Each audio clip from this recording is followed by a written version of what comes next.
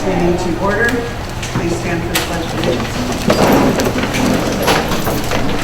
I pledge allegiance to the flag of the United States of America and to the republic for which it stands, one nation, under God, indivisible, with liberty and justice for all. Roll call, please. Mrs. Thompson? Here. Mrs. Rosenbaum? Present. Mrs. McHugh? Present. Mrs. Boxey? Present. Mrs. Jewett? Present. Mr. DeVos? Present. Mrs. Brooks? Present. Okay, and we are going to make a change to the agenda to put public comment in front of the MASB workshop. We do want to hear what everybody says, and we would like you to have the opportunity before sitting through to our workshop. So we are going to switch that around. So I need a motion to approve the amendment. Oh, in the, to add the resignation. And then we also need to add under the consent agenda resignation of Wendy Fisher from the food service program. I move to amend the agenda as presented. Support. We have a motion and support. Any further discussion? Hearing none, all those in favor say aye. Aye. Opposed, same sign. Agenda approved. Consent agenda. Under the consent agenda, you're approving the minutes from the special meeting of August 12, 2025 as presented. You're also approving the general fund bills in the amount of $502,685.07, 18 payroll checks in the amount of $12,439.70, for a total of $515,124.77, with checks number 70655 or 70735, and an ACH transfer in the amount of $189,231.39, for a total of $704,356.15, with no voided checks and no additional bills. Under personnel, the hiring of Kennedy Walsh, elementary secretary, retirement of Lynn Bergen, elementary parapro, and the resignation of Wendy Fisher. Okay, I'd like to pause that for 1 minute. We do need to swear in our new board member.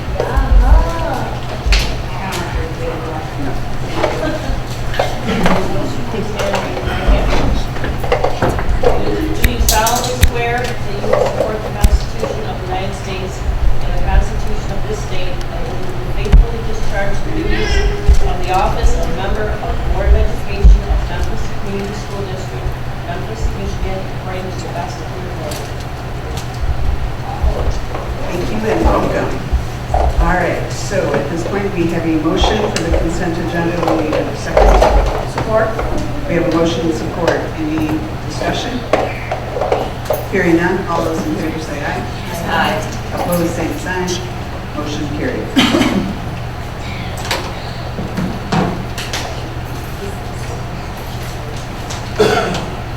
Is Lynn in the audience tonight?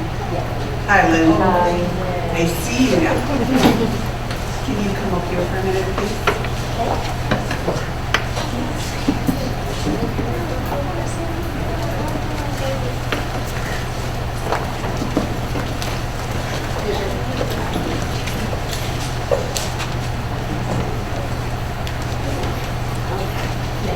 Lynn,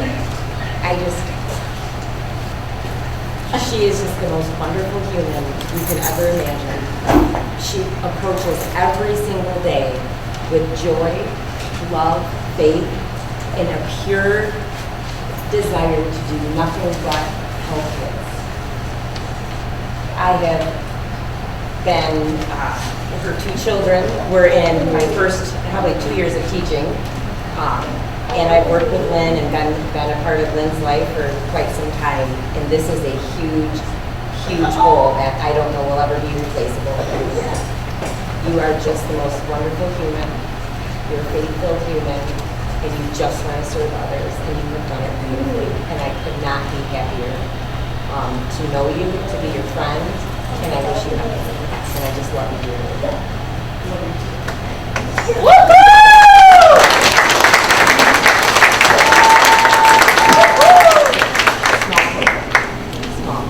You are just wonderful.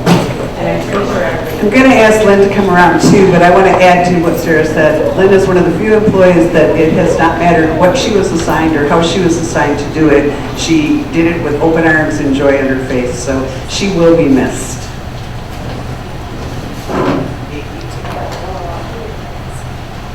Thank you, everyone.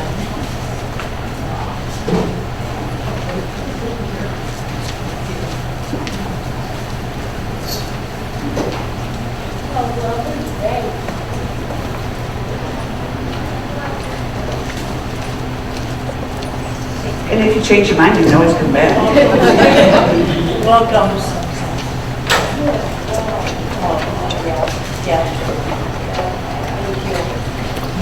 Okay. Do you want us to wait? Who did you bring? I would love to see them. Okay. My husband, Tim. My daughter, Amber, my grandson, Ray, my granddaughter, Abby, and my daughter-in-law, Jillian, soon to be with a new one in September, new baby. Any immediate plans? No, still working at Kroger, so I'll see you at Kroger. Yeah. Awesome. I would love to get your families in those pictures. if you Okay, don't mind. great. Maybe I'll take real quick. Yeah. So maybe we can all give them a wonderful round of applause.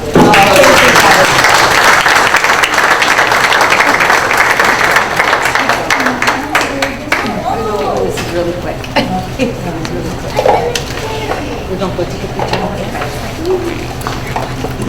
Thank you, Lynn, for many, many years. Thank you. You will be missed. Okay, we need to now have a motion on the table for hiring of Ryan Lombardo for our APAD and also Anthony Pertugum, I don't know, secondary math teacher. And we need the motion on the table, and then I would like them to be introduced, or hopefully Sarah will be there, or Janelle. I move to approve the hiring contracts for 2025-26 school year for Ryan Lombardo, APAD, and Anthony Hertgam, secondary math teacher, as presented. We have a motion and support. Janelle, could you introduce them a little bit more? Sure. We have Mr. Ryan Lombardo right here sitting next to me for APAD. Ryan comes to us from Anchor-based schools. I believe he's Teacher of the Year recently, and was moving into an instructional coach position in your district, but we decided to away, and we're happy to have him join us, and he's ready to jump in and learn. So he's coached many sports and knows the instructional avenue of math very well for us. So I'm excited to have him. Welcome. And can you introduce your family to us? Yeah, so my wife Ashley, daughter Lucia, and daughter Joanna as well.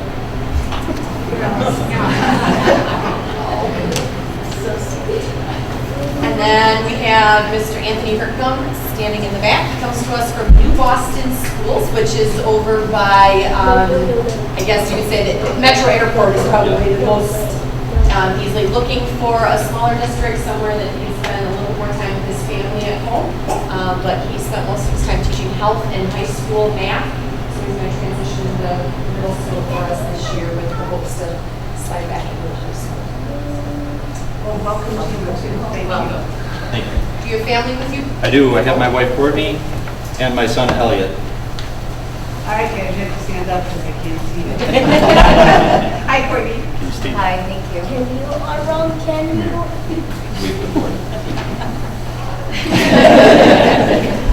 Welcome to both of you. Thank you. All right, so we have a motion and a second. All those in favor say aye. Aye. Opposed, same sign. Motion carried. Okay, any board recognition or celebration? I will say today we had a bowling event that was attended by around 25 staff members, a few of the custodians, a few teachers, a couple parapros. Strikers donated lunch to games of bowling, and it was a fun time had by all. Alicia got a strike, so it was good, right? So that was a fun day. I would have hoped that more would have attended, just as a fun start to the school year. We started with a group. It was great. Okay, on to reports. Administrative. Janelle, what do you want? We had couples with the principal. It went well. I thought of just having it as an introduction to get to know me coming into this role, but it was such a fun event that we've been used to it yearly now. So every August we'll do an opportunity for the community to connect and bond together before the start of the school year. Memphis Elementary Spirit Club has plans to do the Fort Myers and Sons Mom's Sale fundraiser in September. We're looking forward to 6th grade, Young 5, and Tuition 3s being added at elementary building this year. Young 5 is just the new rebranding of our developmental plan. And the gym classes this year will be utilizing the cafeterias and the outdoors due to the repairs needing to be made at the elementary building.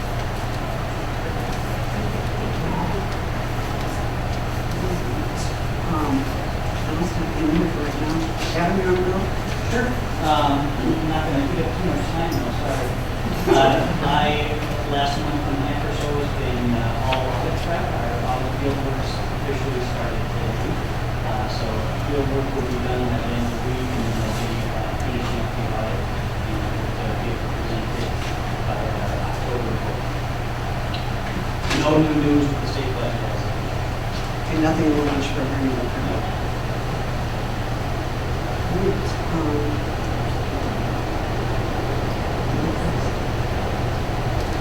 Is Janelle taking pictures? Is that what she needs to?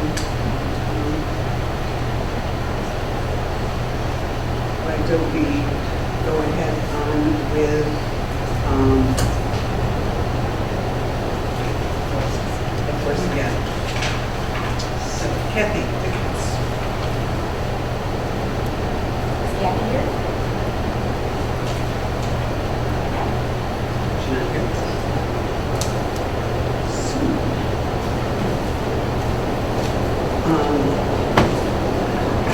Let's start with a few of the public comments, and we will have, to do public comments, we know, and there's a 3-minute, and you will just be asked at the end of 3 minutes to conclude, and we will hear from others. All right, our first one, before she runs over to the band, is Maddie Goodwin.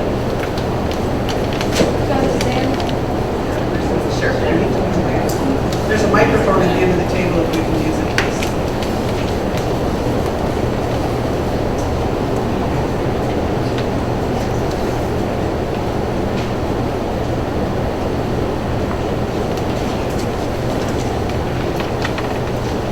Hello, my name is Maddie Goodwin, and I've been a part of lifting since it started my freshman year.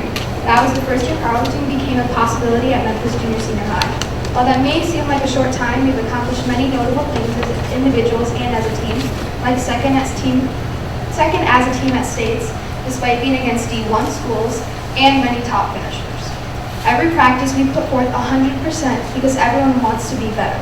A coach can't force someone to put in effort, so when athletes truly are passionate and their performance resembles their hard work, it's important they are recognized.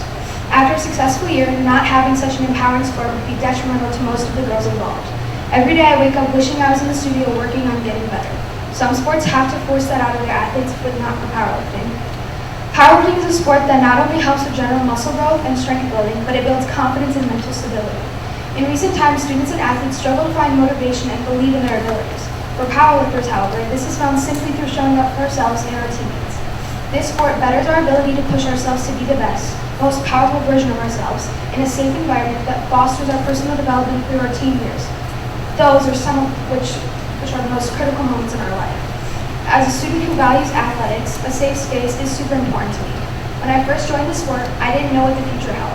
However, as I joined, I was immediately welcomed into a safe and warm environment. Be-Fit is a home that strengthens the minds and bodies of young athletes, preparing them for a better future. This sport not only involves high schoolers, but also 7th and 8th graders. Because of that, this sport creates a special bond, and it makes it unique compared to other sports. This sport forces each individual athlete to decide for themselves whether each time they step on that platform, it will be a good or bad lift. This limits the athletes to only those who are determined and love what they do, making the team explode with positivity, passion, and perseverance. Every girl must fight to beat any odds that come their way. As a lifter, trust me when I say, this team knocks over any doubts without struggle. This family we built from the ground up is one of the strongest I've ever witnessed and been a part of. This family was built through love, determination, and trust. We always try, we have the numbers, we have the stats, and most importantly, we're better because of it. Thank you.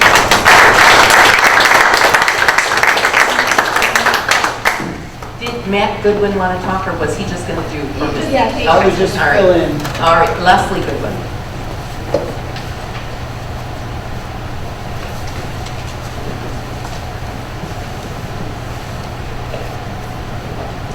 Hello, my name is Leslie Goodwin. I am the mother to Maddie Goodwin, who is a junior at the Memphis High School. I want to talk to you today about something that's deeply changed, my daughter's life, and that's powerlifting. Too many people powerlifting might just look like lifting heavy weights, but for girls, especially young girls, it's so much more than that. It's strength, confidence, discipline, and empowerment all wrapped into one barbell. When Maddie was first started powerlifting, she was looking for something to challenge her and help her in facing what she is. She didn't know that she would find something much deeper. She found a community that celebrates strength, not just physical, but mental and emotional strength too. She found a place where progress is measured by effort, not by appearance. And that's something she desperately wanted, and that's what her father and I wanted her to experience. When Maddie started powerlifting, we saw transformation. She stood taller, she spoke more, confidence, and began to carry herself like someone who truly believed in her own worth. In a world that too often teaches girls to shrink themselves, be smaller, quieter, and less, powerlifting teaches them to take up space, be powerful, to own it. It's not just about how much weight she can lift, it's about the mindset that comes with it. She knows she's capable, she knows she's strong, and when challenges come her way on the platform or in life, she knows she can face them. Powerlifting has given her the foundation of resilience and self-respect. And more importantly, it's created a bond between her teammates, friends, and coaches that is unshakable. Then they cheer for each other, push each other, and grow together. So to any girl or parent of a girl who wonders if powerlifting is for them, yes it is. Not because of the weight you lift, but because of the way you learn to carry on in life, with strength, pride, and purpose. Just to give some stats, we're a small school, and in 2023 to 2024, we had 5 female athletes. Maddie qualified for states and took 7th in her weight class. She trained, remained focused, and set a goal. In 2024 to 2025 school year, they had 17 female athletes. 10 of those 17 qualified for states. 7 were top 10 finishers, 5 were top 5 medalists. They took 2nd as state team. Maddie won states in her weight class and broke 2 state records. These are girls who went up against Division I schools, and we come from a small school, but we're mighty. Let's recognize and focus our energy and fundraising to something that is empowering our girls current and future.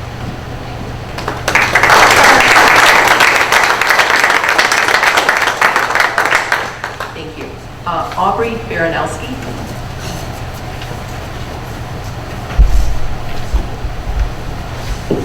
Hi, my name is Aubrey Baranowski. I'm a senior at Memphis. I joined powerlifting last season and I honestly say it changed my life. Out of all the sports I've played, including softball since I was 6 years old, nothing has impacted me more like powerlifting in such a short amount of time. When I first walked into BFit, I wasn't sure what to expect. But on the day I met Coach Tracy, everything shifted. I've had a lot of coaches in my life, but none of them have impacted me the way she has. She believed in me before I believed in myself. She pushed me, not just to lift more weight, to lift my head higher, to carry myself with confidence, and realize I was stronger than I thought. Powerlifting gave me something I didn't know I was missing. It gave me a family. My teammates are more than just people I practice with. We push each other, encourage each other, and celebrate each other's victories big or small. That kind of support system is rare. That's what makes this program so special. Because of this program, I've grown, not just physically, but mentally. I've learned discipline, resilience, and how to keep going, even when things are hard. Those lessons aren't just made for the gym; they're made for life. And that they've made me a better athlete, a better student.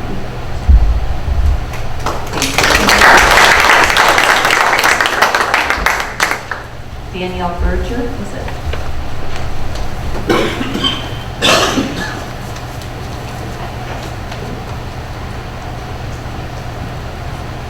Hello, I am Danielle Burden, and I am speaking on behalf of my daughter.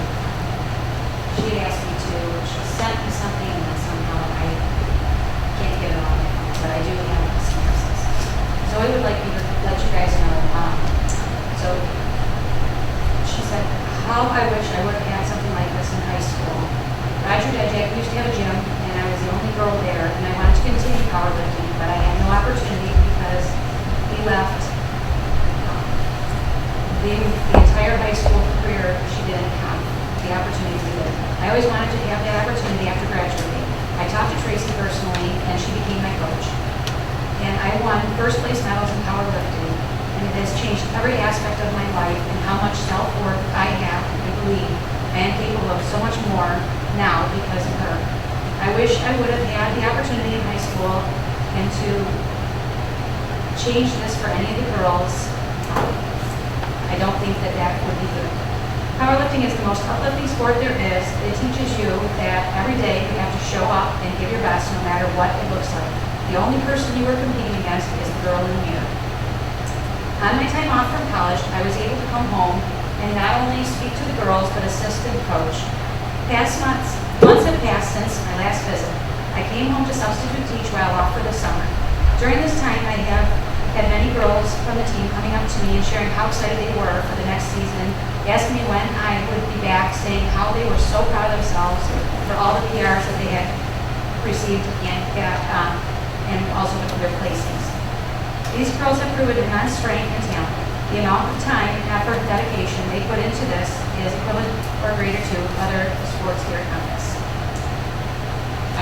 One personal note, Zoe was playing college hockey at two different colleges, France and Central, and she still talks about training and how it changed her perspective. And she talks about being a girl, and one of the things that she has said, and I believe is strong is beautiful. You know, we tend to say, oh my gosh, you look so pretty, or pretty today. And I have learned through this, it's, tell girls that they're strong, because they are. And I watched it with some of these girls here that have changed, and matured but blossomed with the program. So she asked me to speak, so that's why I'm going to say thank you guys. Thank you.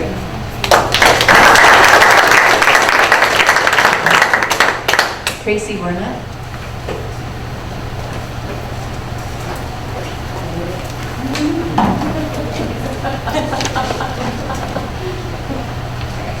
Good evening. My name is Tracy Burnett, and I've had the privilege of coaching the Memphis powerlifting team the last 2 seasons. I started this program because of what powerlifting gives athletes: strength, confidence, and the courage to stand tall. It's a sport that welcomes all ages, body types, and backgrounds. What I've seen here has been incredible. 7th graders training alongside seniors, athletes failing, getting back up, and coming back stronger. Girls who never saw themselves as athletes, now leading warm-ups, spotting, and encouraging each other. Parents telling me they've never seen their daughters so confident. This isn't just about lifting, it's about resilience, leadership, and belief in oneself.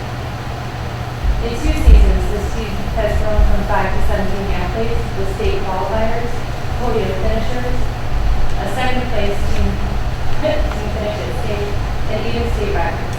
At meets, Memphis is respected, not only as fierce competitors, but also for its kindness and sportsmanship. Here's the reality. When this team trains, my entire facility is theirs. Practice runs 3 hours, 3 to 5 days a week. That means I cannot run my business during those hours. Unlike bowling, golf, and track, where facilities stay open. On top of that, I provide all the coaching, program, communication, and meet support. I love these kids, but I cannot continue to carry it all for free. The value of what these athletes receive is over $45,000 every season. By comparison, private programs charge $200 or more a month per athlete, and a part-time district strength coach would cost $20,000 to $25,000 per season without providing their own facility. Last year, I requested an $8,000 coaching stipend, but that can be approved until powerlifting is added to Schedule C. What is allowed and already used by bowling and track is fundraising to cover facility use, and that is how we arrived here tonight. My request is simple: approve a facility use fee of $375 per athlete to be covered through fundraising, including events and sponsorships, fundraiser at the start of the season can cover it fully so families don't shoulder the costs directly. The program has united families, built leaders, and given us something to be proud of. My long-term goal is to see powerlifting recognized and counts with the CLC segment. Until then, this bridge keeps it alive. I love this program, I love these athletes, and I believe it reflects the very best of what Memphis stands for. I'm asking you tonight to help us keep it alive and prove once again that Memphis is a small district with big, big test. Thank you.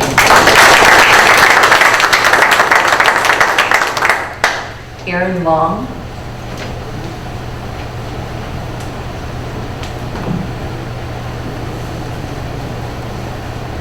What we understand is happening is that powerlifting program is that it's not being funded and further is not being considered for recognition as a varsity sport. I cannot imagine a stronger case for recognition for support than the program than these athletes. First, the caliber of coaching is exceptional. In a district that often struggles to find and keep strong coaches, Coach Burnett stands apart. The way she invests in these young women, checking in on them and cheering for them, both on the good days and the bad ones, is something to be celebrated. It is also something that is lacking in too many sports across this district, particularly female athletes. Second, the program literally changes lives, and I say that from my own family's experience. Last year, our daughter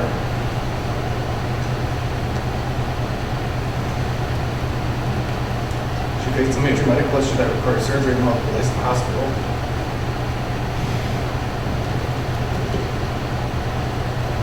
Powerlifting became her way back, not just physically but mentally. Kept her focused on getting stronger and better she could not get. Because of this program, she not only returned to qualify at the state level, but as others mentioned, the team qualified second in the states. That is something very few Memphis sports can claim and deserve recognition. It's frankly embarrassing that we were even debating funding for a program that has achieved so much in such a short time and has given so much to our kids. My wife and I are not from Memphis originally, and at times recent events in this district have made it not easy to feel proud of this community. What we have not wavered in, though, is the pride we have in our children, their teammates, and the powerlifting family they have built. To watch them dismissed as celebrated and supported is disheartening. Our family has given thousands of dollars to support Memphis athletics for the past several years because we believe in investing in the kids in this school. We are happy to give when we see programs supported and athletes encouraged. It is difficult to continue to want to give when sports like powerlifting, which are truly helping young people thrive, are overlooked. Consistency and leadership are what our children need most. They get enough instability from constant leadership turnover at the admin level, especially as of late. Here we have a program that's stable, passionate, committed leadership, and instead of embracing it, the district is considering turning its back on it. I want to be candid, we have had many conversations with other parents lately about moving our daughter out of the district. One of the few reasons she remains here is because of the relationship she's built with this coach, her teammates, and part of this sport. If the board cannot see the value in keeping and growing something so positive for these students, then this may not be the district we need to be part of, and certainly not one I can justify opportunities fund with my time, resources, and sport. I urge you to recognize this program for what it is, a varsity level sport that produces results, builds resilience and confidence, and provides the kind of leadership our kids deserve. Doing less is a disservice to these athletes, their families, and the community.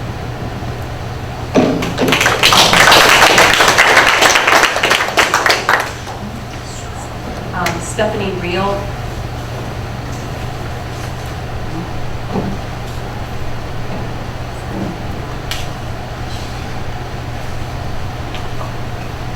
Public speaking, so excuse me.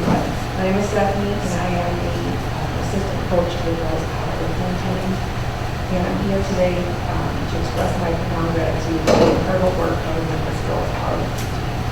The incredible, as both a parent, a athlete, and a coach, I witnessed firsthand the transformative impact of this program. Our second place finish at states was a tremendous achievement, a testament to the dedication and hard work of everyone involved. But the real victories extend far beyond the competition itself. The growth I've seen in the girls and their confidence, camaraderie, emotional resilience, and overall morale has truly been inspiring. This program fosters not just physical strength, but also crucial life skills like teamwork, perseverance, and healthy competition. The kindness and sportsmanship displayed by our lifters, coaches, and even judges create a supportive and positive environment that's incredibly valuable for these young women.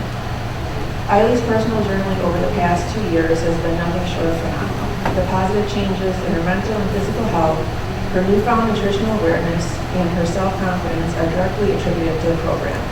As her mother, I am incredibly thankful to the opportunity she's had to be a part of this exceptional team. Tracy's dedication, leadership, and resources provided have been instrumental in the team's success. It's remarkable what we have been able to accomplish in Memphis, a small town with a big heart, building a team that's making a significant impact on the lives of these girls. We are incredibly excited to see what the future holds for the Memphis powerlifting team. And in charge to do that, we just need to be able to find ways to put our girls on to be. Thank you. Stacy Shaw.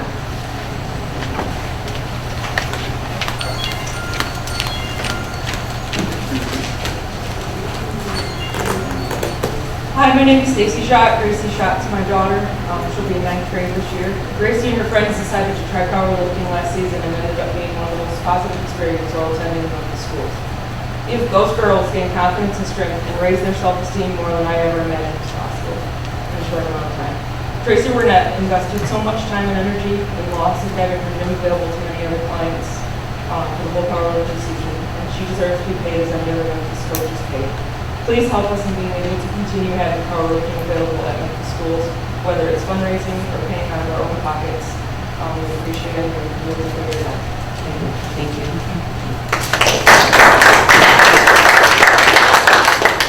Tanya Eckert.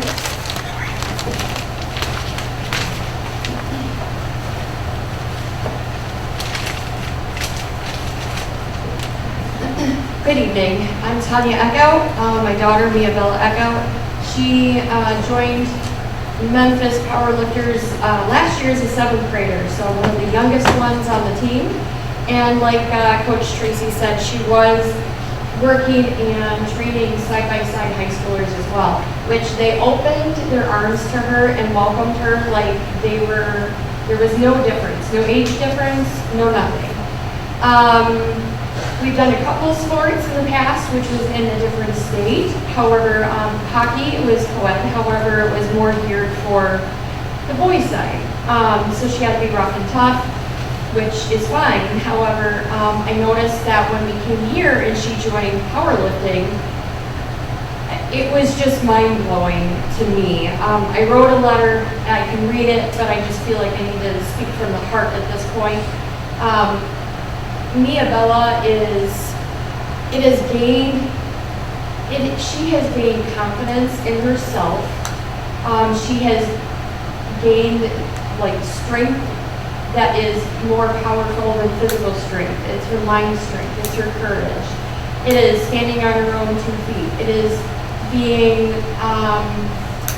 boisterous when you need to be, standing up for yourself, which is not in defense, but promote,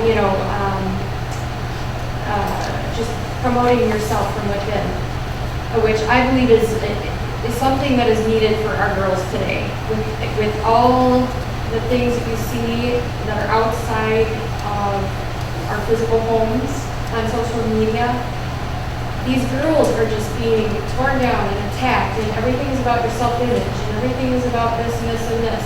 Whereas these girls have a chance to go into the studio, they can see themselves in the mirror, but that has nothing to do with it. They can see their strength, they can see their courage. They can open their heart to just learning from others. On a personal note with Coach Tracy, I've been in there on myself, on behalf of myself with her as well. And I gotta speak, having a one-on-one conversation with Coach Tracy is grounding yourself. It is opening up your mind, releasing any kind of thoughts, hurt, whatever may be going on. And taking that energy and taking it out of you and then focusing it into something that is gonna benefit you, not only your mind, your spirit, but also physically. And I believe that is so needed in today's world with our kiddos. She not only does that on an individual level, but she also encourages it as a team level. Even though this is an individual sport, yes, they're competing against themselves primarily. However, it's also a team event. Is that in? One more sentence. Okay, one more sentence. So when you walk into a match, if you've never been, I encourage you to go. There's 300 to 500 females only in this gymnasium, and they are all encouraging one another, even though they wear different jerseys, even though they wear different competing things. They're all there to encourage, uplift, and root each other on. Thank you. Thank you.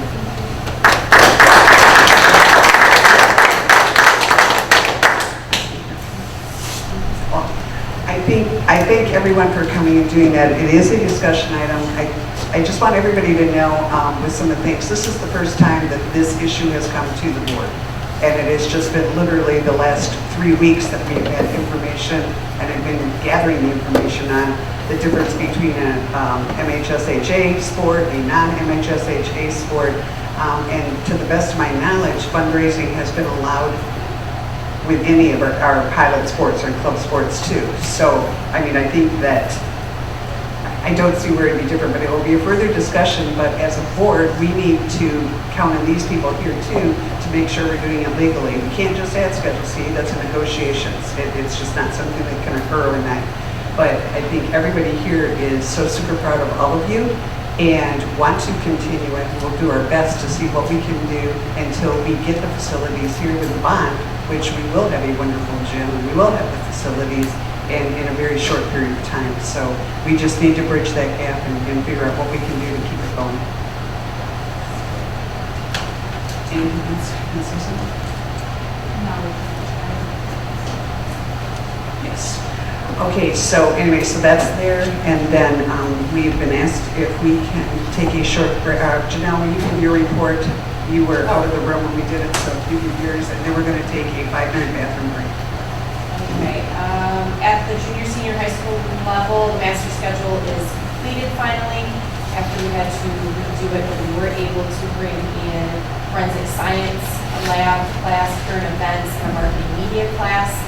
As well as the exploratory home ec that I know is getting a lot of people excited, which was already in the schedule. Classrooms are looking great thanks to the summer crew and their efforts. The state has reinstated the college advisor program that originally was cut at the end of last year. We are happy to report that Ms. Lindsay, we got the notification today that she'll be returning to junior, senior high school as our college advisor for this year. Tweaks are occurring to the ZAP program this year. To tweak a little bit to make it a little bit stronger. And then multiple teachers from both buildings attended PDs for project-based learning and building thinking classrooms. On the AP/AD side, despite the staffing changes over the summer, athletic operations were minimally affected. Fall sports are in action. All but varsity football have a full coaching staff. The administration, as well as the Booster Club support, approved ticket prices to the uniform for all sports. So junior high sports will no longer be $4. It's really nice to not have to make all that change. So everything is $5 for moving forward. Athletic passes are newly designed. We're getting ready to roll out Yellow Jacket Athlete of the Week for all coaches to celebrate our athletes. The new marketing media class, the teacher will be working with a new athletics Instagram page and also improve athletics social media presence and fun marketing. That will be part of that class. And then working with our coaches to prepare and plan for winter gym use. We've already made some contacts with Holy Family Sports Director about potentially using the facility by this winter, trying to house 8 teams that tend to use the gym and one place. So a lot of work for our new team. Thank you.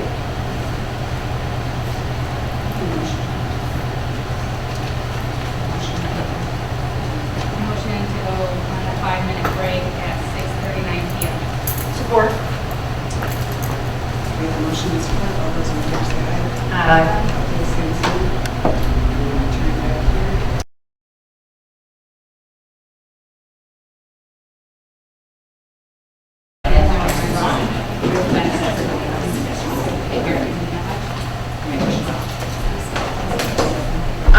a motion to reconvene at 6:44. We have a motion and support. All those in favor say aye. Aye. Opposed, same sign. Meeting is reconvened. All right, Scott.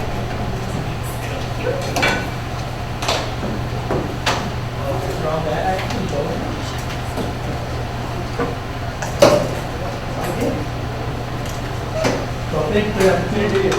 Appreciate the race last month with the storms and things. I tried to get here. Got a little haywire down there. About 3 inches of full cover. So, roads were totally there. So what do you both want to talk about tonight? What do you want to make sure we cover tonight? I was like, yeah, something like that. We have an idea, but it's always good to find out what they're looking for. Any specific topics you want us to make sure we cover? Mine, I think, would be the goals for Sarah. I feel like every year we do it, it's like confusing.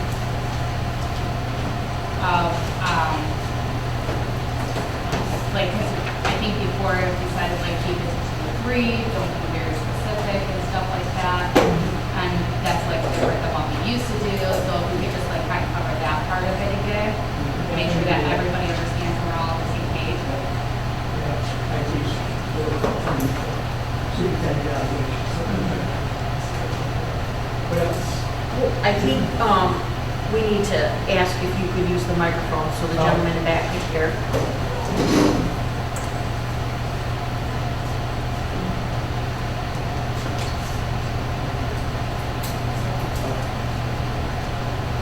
What other areas do you want to talk about tonight? I think it would be important for me if we could go over the, maybe the rules and, not the rules, excuse me, the role of a board member. Yep. Right? When it, how we relate to public community members, how we relate to administration and.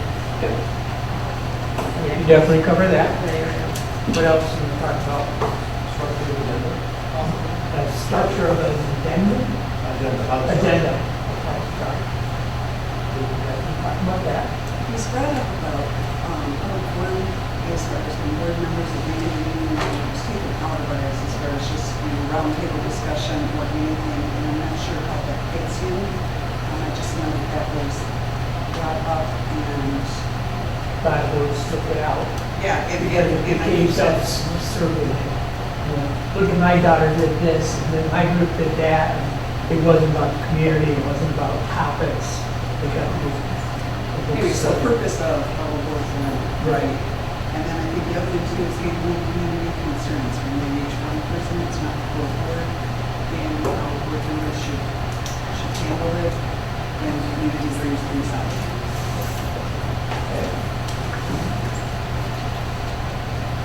Anything else? Is there anything from superintendent side?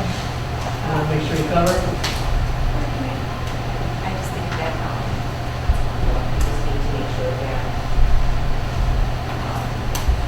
we've got a clear picture of structures, of systems. Okay. So let's ask this question. What is your job? Oh, go ahead. Sorry. So, as you know, this is my first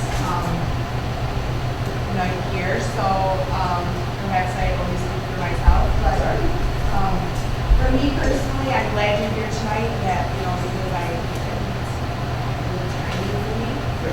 I'm really interested in my specific roles and responsibilities. I would like to know the hard to do's, the hard not to do's. I'm a rule follower, and that's important to me. So laws, rules that are hard lines in the sand. Okay. Now, I'm going to tell you up front, I'm not the attorney. I want everybody to write it down. Brad's the attorney. Scott's not an attorney. Because I always hear somebody, well, Scott said do this. And it's like, no. I don't say legal. When I live in the real world.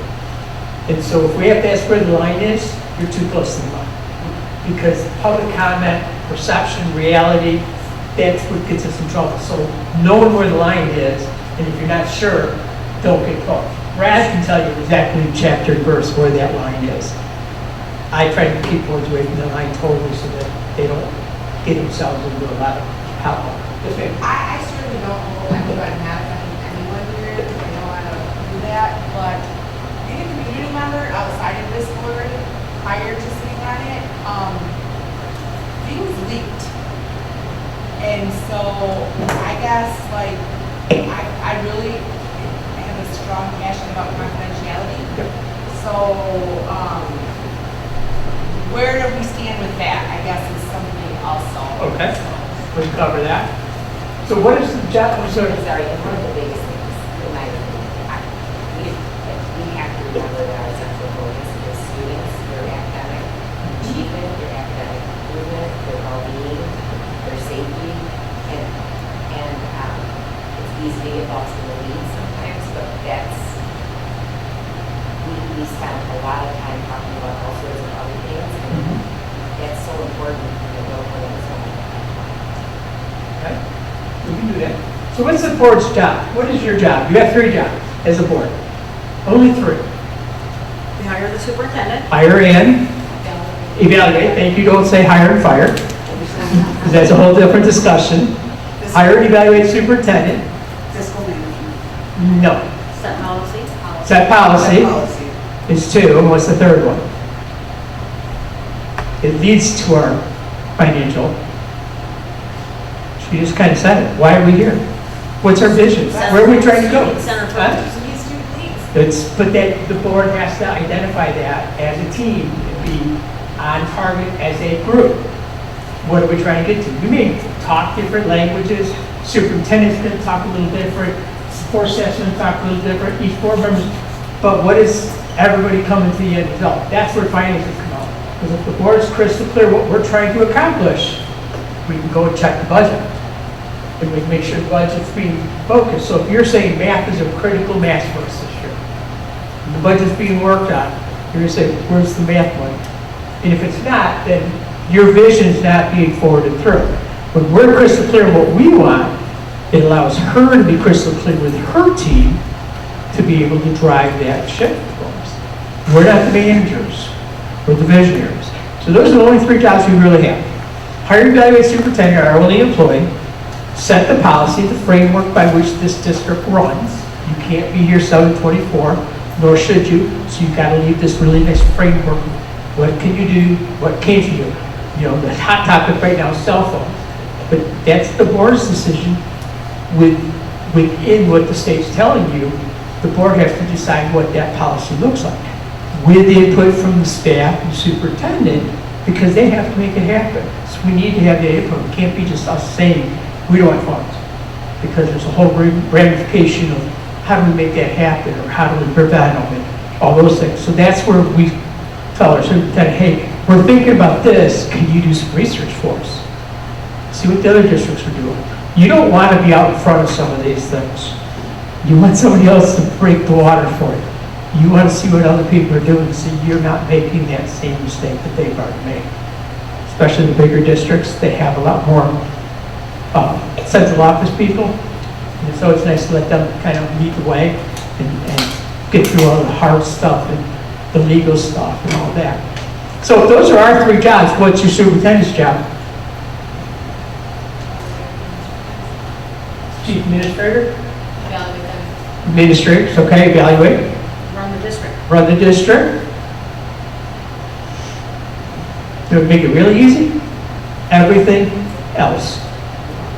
She can't hire herself, she doesn't evaluate herself. She doesn't set policy, she recommends and she carries it out. She doesn't set the vision, but she's responsible to make it happen. That's our 3 jobs. Everything else we do comes out of those 3 jobs. So if it's not in those 3 jobs and tied to those 3 jobs, it's her problem. That's what's nice about us. We try to make it harder than it has to be. We have to stay in our own lane. Stay with what we know and what we're supposed to be working on. And it's really hard because most of you are parents, coaches, administrators, scout leaders, booster leaders. And we're the ones that say, yes, I'll jump in. And now we got to sit on our hands. You can't. It's, here's what I want. How are you going to get us there? This is where we want to be. What are you going to do to get us there? It's not our job to tell her how to get us there. That's why we hired her. That's why she has the title superintendent of schools. That's her job to get us there. Our job is to tell us what we want. We have to be crystal clear. If we're not clear what we want, then the problem is you're going to give her a free pass. If we've told them what we want, she can spend the money anyway, and we can't hold her accountable because we can tell her what we want. That's our job, is to set the focus. You represent everybody, not just the parents who elected you, not the people that knock on your door. You represent everybody in the community. You represent those that don't have a voice. Those who work in the district, own businesses in your district, but don't, pay taxes for businesses but don't have a vote. And which constituency has the least amount of voice that you should be representing? Students. Every other adult group has people who speak for them, or they can speak on their own. You heard it today. Students don't have a voice, a true voice. You're it. You have to be focused on the children. That's why we're here. You think about it, what's the whole mission of our school? To educate. It's not to educate kids, it's to educate. Because you're being educated tonight. You're learning new things tonight. That's what we're here to do. And so we've got to be focused on what we do. So our job is hire and evaluate superintendent, set policy, set the vision. So how does that happen? Yep. What the vision is. Set the vision. Vision. Vision. I thought you said division. No, vision. No, not division. Lord. Set the vision. That's all right. So how do we set the vision? How do you set the vision right now as a board? Strategic plan? Strategic plan. Okay, they put this nice vision out there. Have you as a board talked about it since it's been approved? You should be talking about it every year. You have a new board member. You have a new board. You should be sitting down and saying, okay, what does this mission statement and vision statement mean to us as a whole? Because she needs to be there to hear where the passions come from, where the expectations come from. When you have a new board member, we're going to start over. We're not saying go rewrite the mission statements on the wall. That's strategic planning. But there's a lot of room in there for us to identify what we want to focus on. That's your job. You have to kind of narrow the playing field out. Vision statements are pretty grand. We have to kind of start laser focusing it down. Okay, but you should be doing that every year. When do you evaluate, Sarah, right now? December? Okay, so you're doing January to December. So in January, when we start the cycle for evaluation is when we set the expectations and we have the vision discussion. Because we can't tell her what we want if we don't know what we want. So you start that discussion that evening about what our vision is. What does this mean to us? Scott, most of the districts still doing that because we picked January as the new one because the test scores were from the previous year to be able to use them, which weren't available likely to start. Right. Well, and it's not really test scores that drives it, it's the elections. When do new board members come on? January. They have to be part of the solution and not part of the problem. In the old days, when we evaluated in March, they signed on in January, and 6 weeks later, we gave them the tools to beat up our superintendents. Because they weren't evaluating on what they knew, they were evaluating on what they heard. So most districts, most boards are on January to December cycle. ISDs are on the July, June cycle because their elections were in May still. Okay? So in January, you come together, workshop setting like you're tonight, a couple hours, and you're going to go through and say, okay, what's our vision? Here's the statement. What does that mean to us? You have those grandiose words like global learners, right? Every vision statement has something about that. Or lifelong learners, or but what does that mean to us? What is that looking for you? You have to identify what you're looking for as board. You're it. You were elected, good, bad, or indifferent. You're the seven that put your hands up. Now you're responsible for coming out with that vision of where we want to go. You're trying to take that big one that the district covers and narrow it down. But the district one is yours. So we have to have yours identified before they can go out to their buildings. Because their buildings can't do their own building mission and vision without knowing what the board wants. Because they can't be against what you're doing. They have to enhance what you're doing. So it starts with us. Okay? strategic planning gives us. So January, you come together, have discussions. What's vision? Why are we here? Okay? Then you go through the rubric. How many's been through done an evaluation so far with the MASB tool? Everybody's been through it except for Brenda. Everybody else been used it once? So you No, I don't think you did. Chris is down. You did the training, but not the actual evaluation. Okay. So you get to do that this year. So we got 2 rookies. What you do though in January is you're going to go through the rubric. And if you look at the rubric, there's a lot of things that say timely, appropriate, regularly. You have to identify what those mean. It's local control. That's why they're written that way. So you as a board can make those decisions. What do you want in your finance reports? It even says in there, monthly, quarterly, semi-annual, annual. You have to decide because that drives what superintendent and her team has to do. So we go through and identify those. Through that same process, we're looking for 5 or 6 what we call A priorities. What are those focus areas? What are those things that are mission critical for us that has to happen? We need to be focused on things. Because let's face it, look at the rubric, there's 38, 40 rubric lines. Progress towards district goals and student growth. There's plenty there. You can't do all of it as a high priority. Just can't. So we got to identify what are those 5 high priorities. So if you're having the discussion that night, and answering any questions on the rubric, you're also starting to take a list of, okay, which ones could be possible A priorities. And through the discussion, you're going to break it down to 5. And say, okay, these are our 5 A priorities. And these are our 2 or 3 Bs. And these are a couple Cs. Cs are, we don't want you, Sarah, to do any more than you're doing today. Okay, we're happy. It's not critical mass. We don't need it to be looked at. You know, I always use the media one. It's like, are we happy with what's going on in the media? We don't want you to spend a lot of time on those Cs. You can't move a B up to an A unless you move an A to a B. So you have 5 priorities. So now you have 5 priorities: progress towards district goals, which is MyPIP, and strategic plan, and student growth. See how we just focused it from this really wide?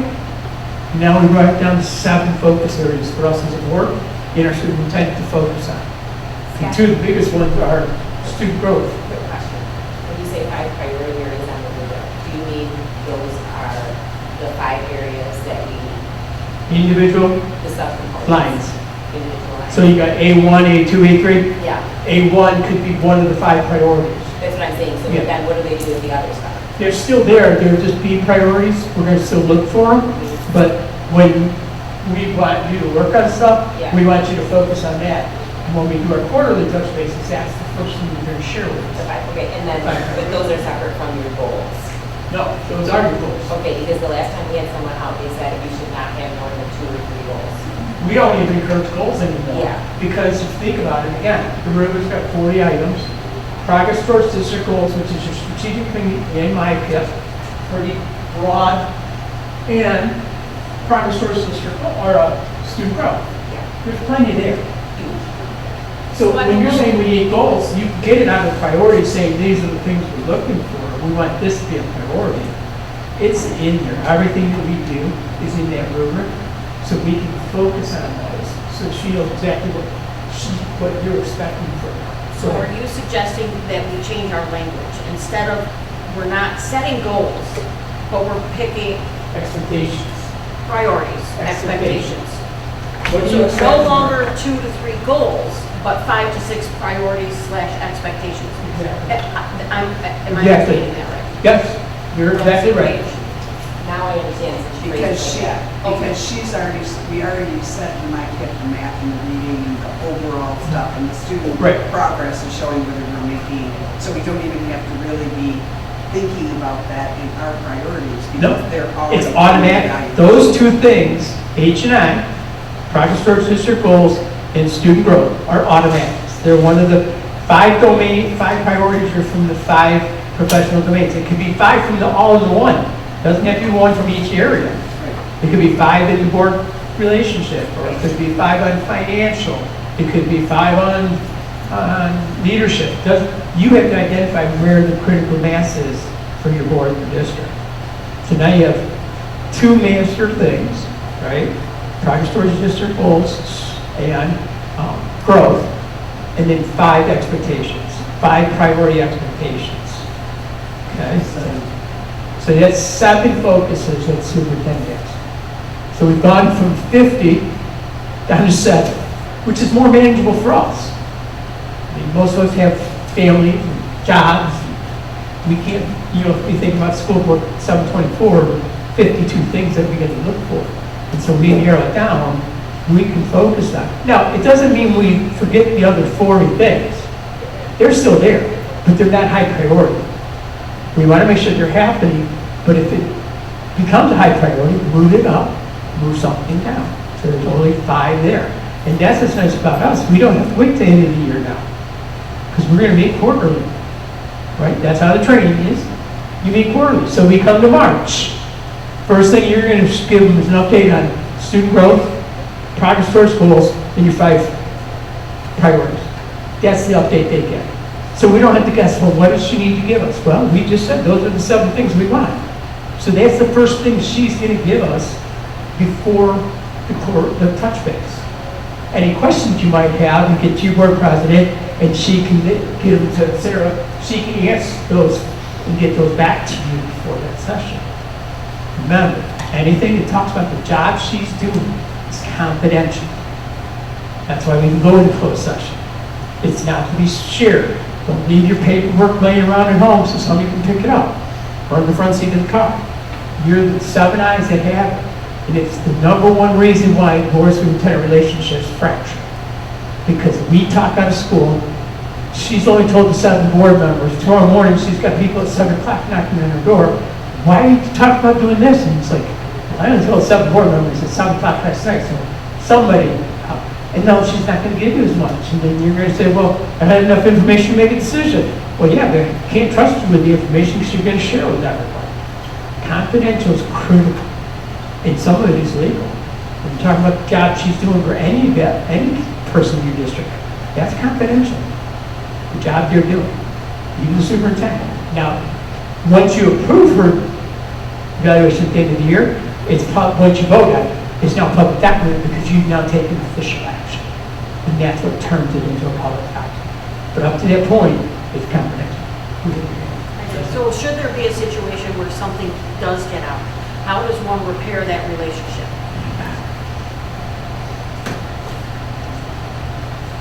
You don't. When you're talking about trust, the trust is fractured. I look at trust this way. We used to do a program about it. Trust is like a mirror, right? You got a new piece of mirror because you got a new board member, so you have a new team. Ever try to glue a mirror back together if it's shattered? Never comes back to where it was. That's what happens when you let something confidential. When you break that trust, you're done for. You'll never get back to where you were. Trust for us is not earned. It's encouraged and maintained. It's innate because 7 of us said, I want to be a school board member and got you being elected. Superintendent stood up and said, I want to be a superintendent. I'm going to try to get that board to hire me. So it's innate. Trust has to be there. It's ours to lose, not the game. We get it automatically. You get a new reset because you're a new board member. But now you've got to really work on not fracturing the trust. So things like confidential, out of school, talking at the car. Those are all areas where we get in trouble a lot.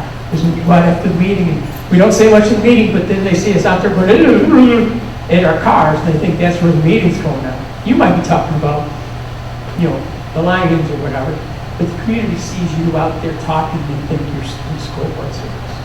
It's perception. It may not be real, but that's what they perceive. And so when you're looking at it, we have to look at it, understand it. So March we do the touch base, 7 areas. June we do a touch base, 7 areas. June you also have to remember now to do the written mid-year goal setting. That's what they call it. It can be the same things you're focused on. It could be your priorities for January. Just put it on there. You have to put, the other question is what training does the superintendent feel they need to make that happen? That's a written document. it has to be talked about in public. Because we're not talking about the job she's doing, we're now talking about the job we want her to do. So there's a difference. January's expectations is in public, because it's the job we want her to do, not the job she's already doing. We're not critiquing the job, that's private. If we're talking about the job we want her to do, that's public. Okay? August, we do the same thing, so you'd be doing your third touch base right now. We like to do it in August before school starts. We want to know how the budget's going, because states may be getting close to giving us their numbers, am I right? Maybe, we hope. It's a crapshoot right now. But what's our enrollment look like? Because now we're getting close to having that number. Are we up or are we down? And what do our facilities look like? You know, most of the major work is done over the summer. Our building's ready. Because we could go and probably walk through here, there's stuff everywhere. Because they were still, crashing to get everything done. And a parent comes in and sees that, and they're going, oh my God, the school's not going to be ready. Well, when we talked about it in that quarterly, she's like, yeah, here's the plan, here's what maintenance is working on, here's their priority, they will be done on time, we'll have the safe building ready to go. So we're talking about the 7 plus those 3 extra things in August. And then end of the year, we do self-eval. She does a self-eval visit to you, usually 2 weeks ahead. You ask any clarifying questions, anything you haven't seen or not sure of. You send those questions in so she can have that information. And then you come together and have the discussion. And when we talk about evaluation, it's consensus. I can live with it. I don't have to be happy. I don't have to love it, but I have to live with it. We're not running 7 totals. I want minimally effective, or whatever the new ones are, highly effective, effective. Averaging doesn't work. Because if 4 people give her a very low score, she's going to be ineffective. Right? Who needs support. Yes, ma'am. When did you say the self-evaluation takes place? 2 weeks before your actual evaluation. So if you set your evaluation from December 1st, 2 weeks before that, she would share her self-eval. Gives her an opportunity to work with her team. Is there any gaps in information she shared with you already? To make sure you have everything you need to make an informed decision. What's nice now is we don't have to see everything. When you're doing evaluation now, somebody in the board has to see it. And we have to trust each other that if you saw it and you share it, that's good. We don't all have to see the same things. We don't go to all the same places. We don't talk to all the same people. We don't have kids in the same grade levels. So it's nice because now we're bringing the collective memory of 8 of us and saying, was this done and are we satisfied? That's why I have a discussion in January though. We don't want to be talking about what do we want in December. You have to have that decided in January. What do we want? So who's secretary? So you be recording any notes, if we said regular, or this means this, or here's the priority in the school we're expecting. You'll have to notate that so that when we get to January, December, we're not guessing what we agreed to 12 months earlier. Because the boards that struggle the most don't remember what they agreed to, so they're fighting on what they want before they can even get to get. Now, when we, the self-eval, when she sends that out and everything, whenever we have anything, we go through the president, right? Don't we send it to the president and then the president? That's how your board works. That's the traditional way. Yeah, that's how we do it. Because she can, one of the things that Nancy's looking for is an commonality. Because they might be that we did a terrible job of communicating information to the board. And we might be the cause. So she needs to see it and sit down with Sarah and say, okay, here's what we're coming at and help her, prioritize. That's that collaborative relationship with the superintendent. Okay. Go to closed session if she chooses. Do the evaluation, consensus. You come out and you vote on it. Now the motion is we approve the superintendent's evaluation is presented, but we're not giving a score. We give a score afterwards. Why do we do that? You say she's effective, but we come out and all of a sudden it's a 3-4 vote, and 4 people say, no, I don't think she was effective. But you just announce to the world she's effective. And so now you go, you come out and you approve it, and then you announce what the score is. Because if it's not approved, We gotta go back in and continue our work. But I've seen, I've been in districts where that's happened, where they come out, make an announcement, and the superintendent packs their stuff and goes home, and goes on leave, because it's pretty obvious that it goes out of here. So last year when we were all taking the student growth scores and the district goals, and we did not add any other goals. So we have to be very careful this year that we're not adding any other things, because we did not get any expectations. Exactly. in January. Yeah, you can't add them now, okay? Can't add them now. Now, if you look at the rubric, the one nice thing is student growth. What's the difference on that now? Anybody remember? What's that? 20%, but we don't give you a scale. You look at the rubric, it says determined, locally determined. You decide what that looks like. When we had our scale, 75 was passing. Well, what happens if you're a district at 40? You're never going to get 75 in 1 year. So you're just setting each other up for failure. Now you're saying, we're at 50, passing is going to be 62.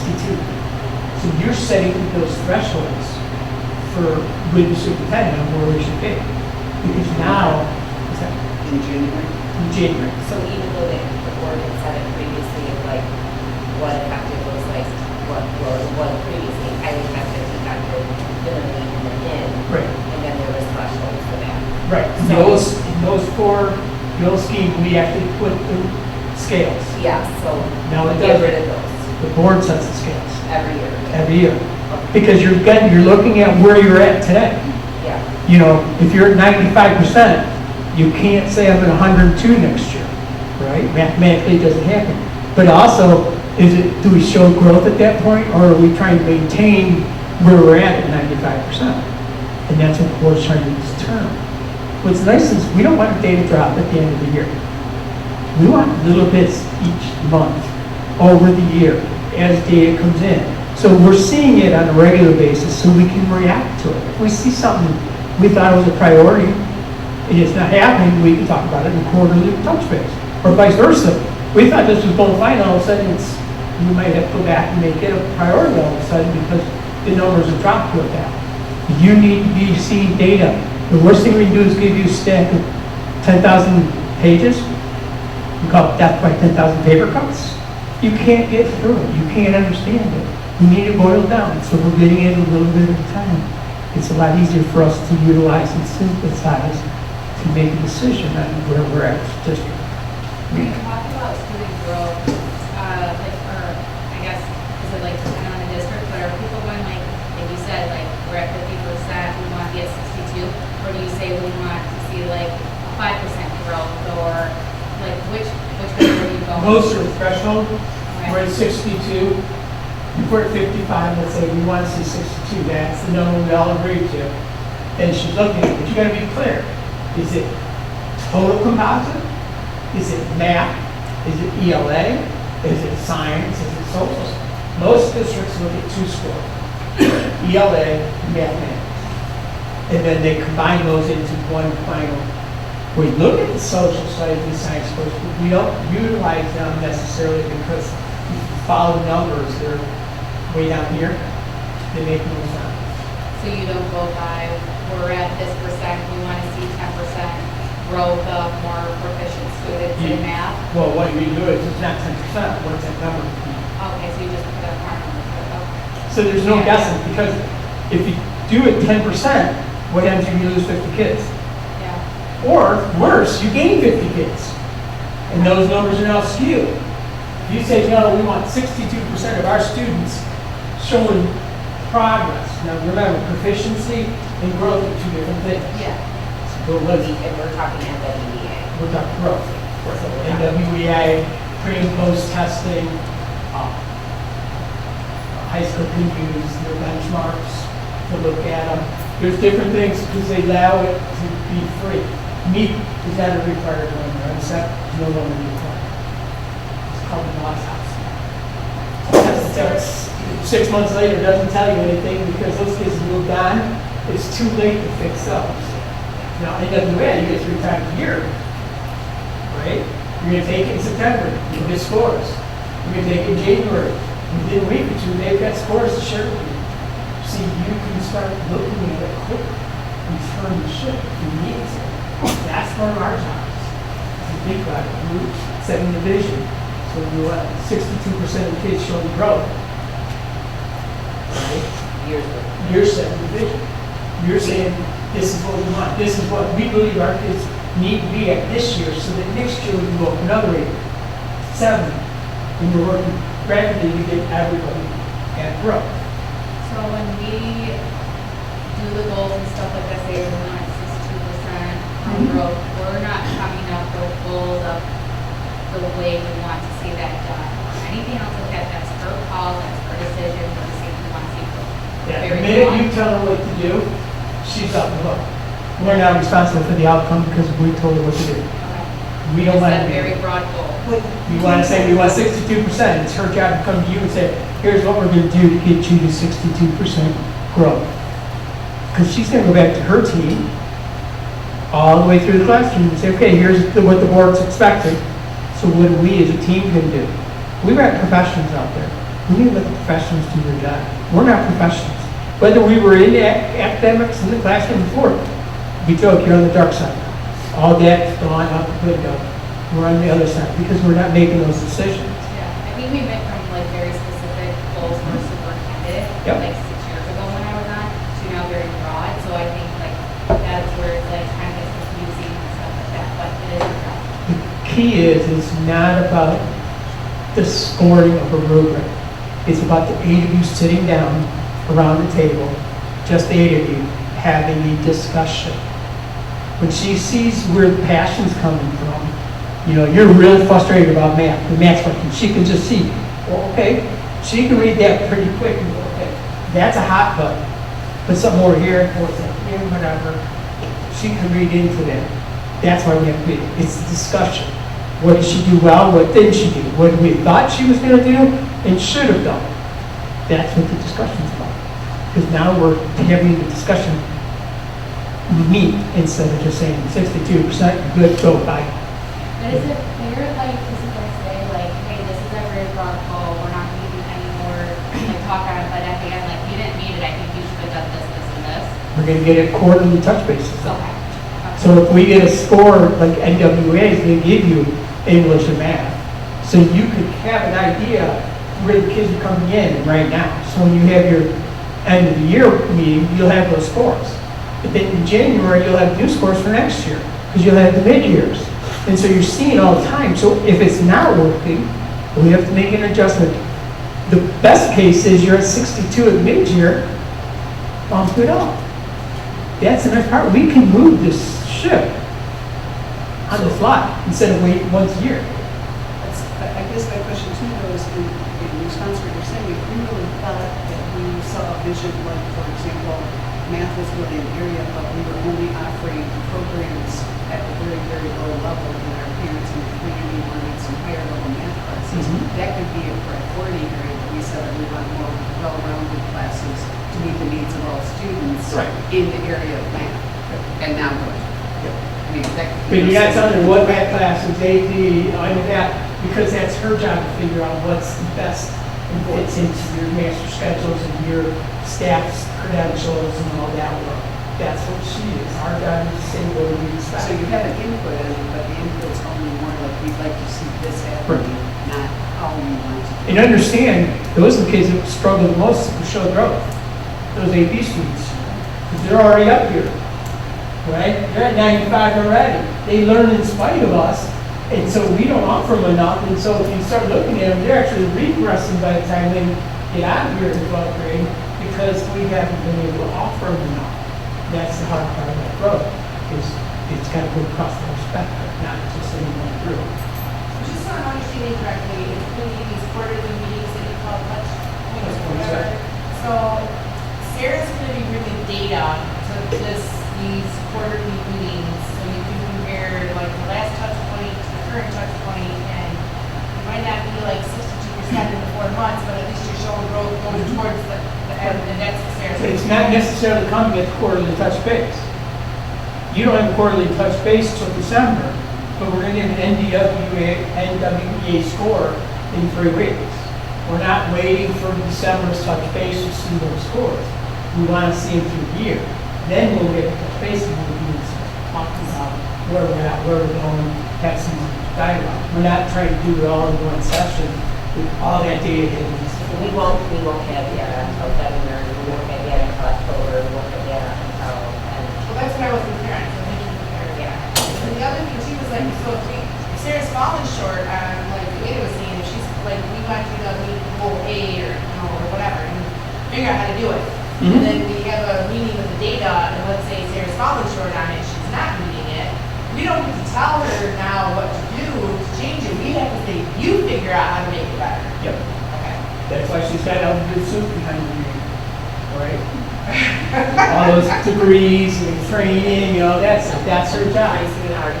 We don't have to figure it out. That's the best part. We just have to say, this is what we want. So we can be really bossy. We can be very awesome. I was on this committee for a reason. Make it hard for her, she's got 7 bosses. So if you think about it though, that's the progression through the year. And then in January, we start again. So you're halfway through the year, so you're not going to have the expectations discussion. You're going to keep going through it. But in January, you'll start that new cycle right from the beginning of the 12 months next year. Okay? What does it do? It will create success. And you see great success in your districts because now everybody's focused. They know what the board's looking for. Therefore, the superintendent knows. Who can then take it to the community, the rest of the staff, and say, look, this is what the board's telling me. We don't have a choice. They're saying we got to be at 62 or plus in math proficient or growth this year. Board's spoken. It's not open for debate. So if you don't want to do that, tell me now. You can, I don't want to say lose staff, but we can go find more staff if we have to. If they're not willing to step up and be part of that solution, they don't belong to be in Memphis. Well, that's easier said than done. I mean, that's a 3-year process, isn't it? But when you're saying, when you're telling her this is what we want, see, their staff's hearing this come up. So when I hire somebody now, I got to make sure they understand these are some of the things that they're going to see coming down the line, is what the board's going to be telling them. So we need, because we're not looking for the best Memphis person, we're looking for the best person for Memphis. And so it's hard, because you're right, finding staff right now is really hard. And you can lose them faster than you can gain them. The staff members like admin can say to their staff, the teachers, this is coming from the board. So if people are, when the teachers are saying, you know, well, Sarah this, Sarah that, the admin can say, this isn't Sarah, this is the board. So it's a unified front that is the board telling Sarah, telling the admin, telling the teachers. I prefer it that way. Because there's too much of this going on otherwise. I mean. And how many employees do you have? Yeah. 1. Thank you. What did you say? I'm sorry. How many employees do you have? We only have 1. Yeah. See, remember, everything else flows from Sarah. So we only have to make sure Sarah understands what we're looking for. It's her job to take it to her cabinet and out to the buildings and through the district and in the community of what we're trying to accomplish. That's her job. Ours is to set the bedrock. Think about it, we're visionaries. We're up here, we're looking way ahead. Her job is boots on the ground. Hers is to get the work done, not us. And so when we do this and we stay in our lane, it makes it a lot easier. We don't have to micromanage.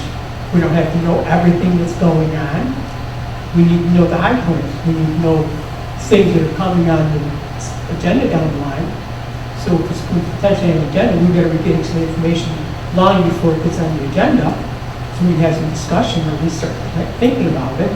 That's what our job is. We're up here. We're leaders. We're not managers.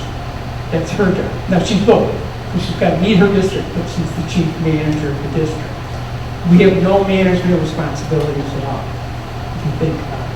So basically, if we tell her that she needs to figure out to do whatever, topic A, we don't even really need to talk to her about this for the next touch point. We can just assume she's doing it, and we're going to find out at the next touch point based on data if it's happening. She should be bringing it, she'll be bringing stuff through to you and having those discussions so you're up to speed on it on a regular basis. Okay. So that as things are happening or she's seeing things or, hey, we put this new program in over here, you might not even know it, but we put an accelerated math program in for the junior high. Well, you're not waiting till a touch base to learn that. If they be able to get it in there, we want to know about it right away. So you're getting the information. the deep part. Like, The the deep fact that it's details. happening would be like, Right. the data. And when we're looking at, is she doing the job we expect or not, that's the touch base. That's that quarterly touch base. Because we're going into close, if she wants it closed, and talking about the job she's doing. It's her choice, not ours. Going into closed session. I just want to take a comment based off what you're saying. Sarah is a great communicator. So the project she's working on, things are starting, not only is it brought up at board meetings, it's, conveyed to the community, she sends us emails, what's going on. So you very rarely would have to ask her for information. I appreciate that, I had no questions. No, I'm just saying, I just want to bring it up. They're all valid You're a questions. girl, so. As we say, you don't know what you don't know, so you gotta ask the questions. And it might be that, that your board member sharing facts, like Lisa's saying, or me sharing things, or Sarah sharing things. That's how we learn. We learn from each other. The strength of school board is having 7 diverse people come together. If we had 7 robots that all thought the same, we don't need 6 of you, just the 7th person can make all the decisions. That's not what it's about. It's always coming with our biases, our understanding, where we come from. We just have to be open to the discussion for everything. We can't just have our one note, I want wrestling mats. And no matter what, every discussion comes back to, I want wrestling mats. Well, no, that's not what's best for the school district, and it's not in our domain, so we need to get out of it and focus on what our goal is. So as far as what's going on here tonight, our job is to make sure we have policy that dictates how sports do what they need to be doing in fundraising and how often they're going to Central. And so this review would be whatever policy is, make sure that we're following it for that team. Right. And it doesn't make sense to what you're doing, or do you need to revise the policy? That's what board's job is. So in this case, it's Sarah, hey, can you research the club sport versus sport pay policies and send it to the board, so we can have a discussion on what does it say, what does it mean, and what does that affect. She can go back thoroughly if she needs to and say, okay, what are your thoughts on this? They wrote it. Every district's a little different. I was telling you, in my district, we approved every group, the parent group, student group, club sport, varsity sport. The board had approved and made certain responsibilities to the district because they were the way the district were run. So remember, that team used the Memphis name, the Memphis logos.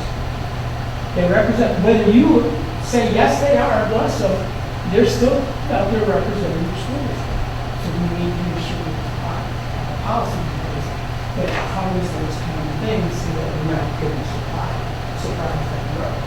I'm not sure our policy switched over. I'm sure we know what past practice was. I looked it over. They carry through, because are they only allowed 2 in the range, back in the day?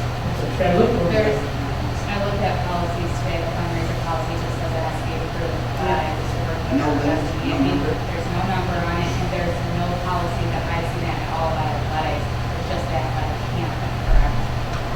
Yeah, I think originally the reason that it all came about was because it was originally closed as I wanted $8,000 budget.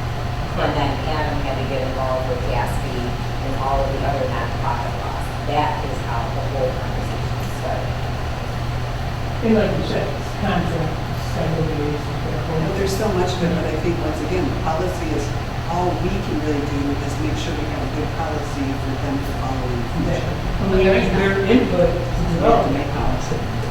They have to help us with that policy, being that athletic director, saying, hey, we got to think about this. Does this affect us this way? You need to talk it through for your 501c status and all that. Yes, ma'am. So this is, okay, you just said we have to make one, but this is kind of like the issue I feel like before, even when we switched from what we had before into Neola, is that we had that binder, 5,000 policies, because this situation came up through the policy, this situation came up through the policy. And then when we switched from Neola, which there are 1,000 policies that we had to read to approve, and then when we switched over to Druin, it's more broad for a reason, and then those decisions are just being to Sarah's discretion, correct? Well, I think this is where designate. And I mean, as long as it doesn't involve audit Correct. Then. And that's where you get thrown to give you a legal opinion. Exactly. So that then when you're sharing with parents that, no, our attorneys advised us, boom.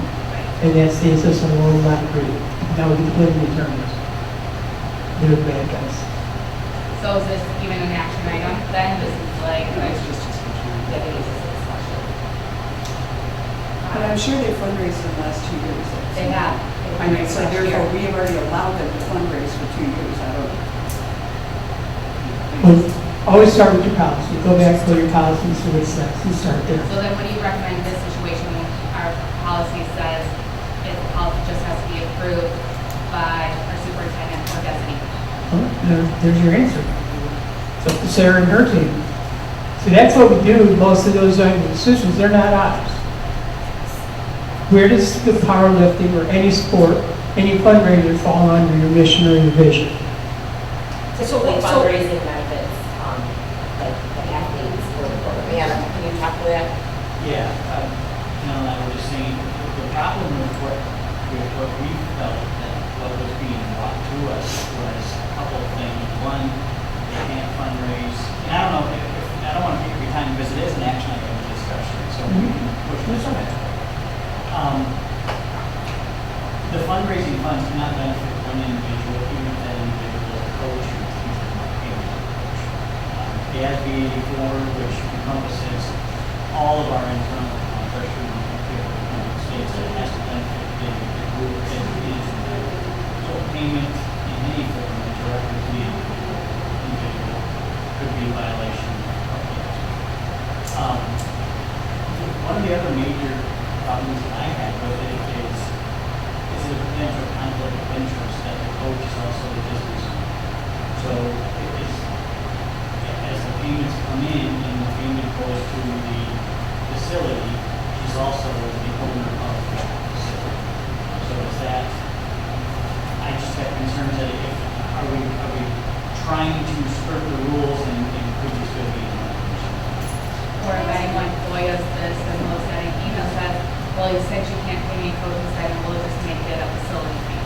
Anyone looks at that and it's the same price, oh, I want this much for coaching, never mind, we'll change it, we'll call it a facility fee, save the money.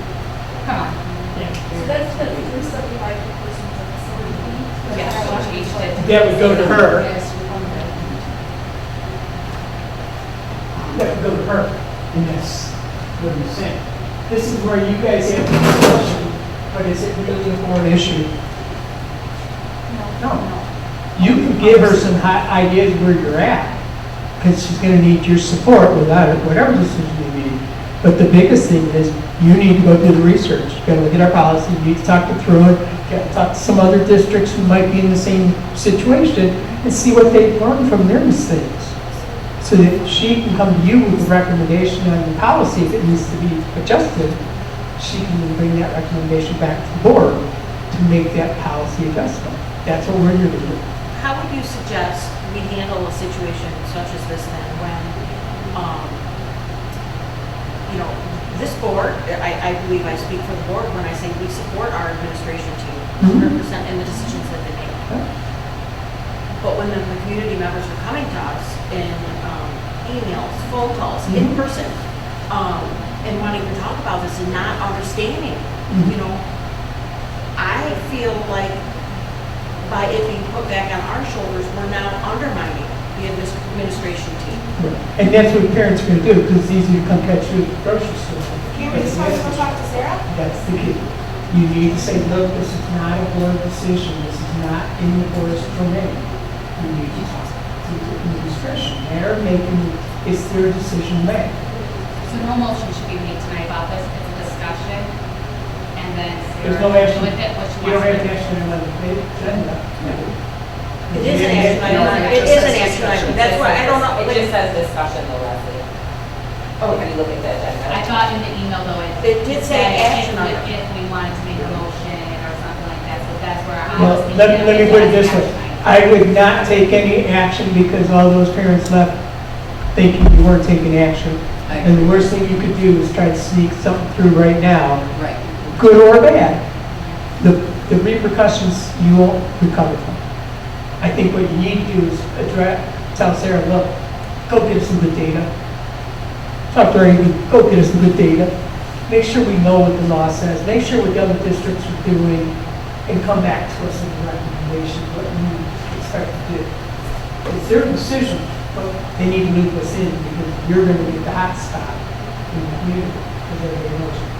I apologize, Jason, I already know the answer to this, but in terms of setting policy, like, does Sarah, like, let's take this example with what happened tonight. Does Sarah come to us and say, here's the data I collected, based on the data I collected, here's my, either A, we keep this new policy, or B, here's my recommendation for a new policy, hold on, and then does Sarah put together the recommendation for the new policy, and then she presents it to the board, and then we approve or don't approve, or do we have input on that?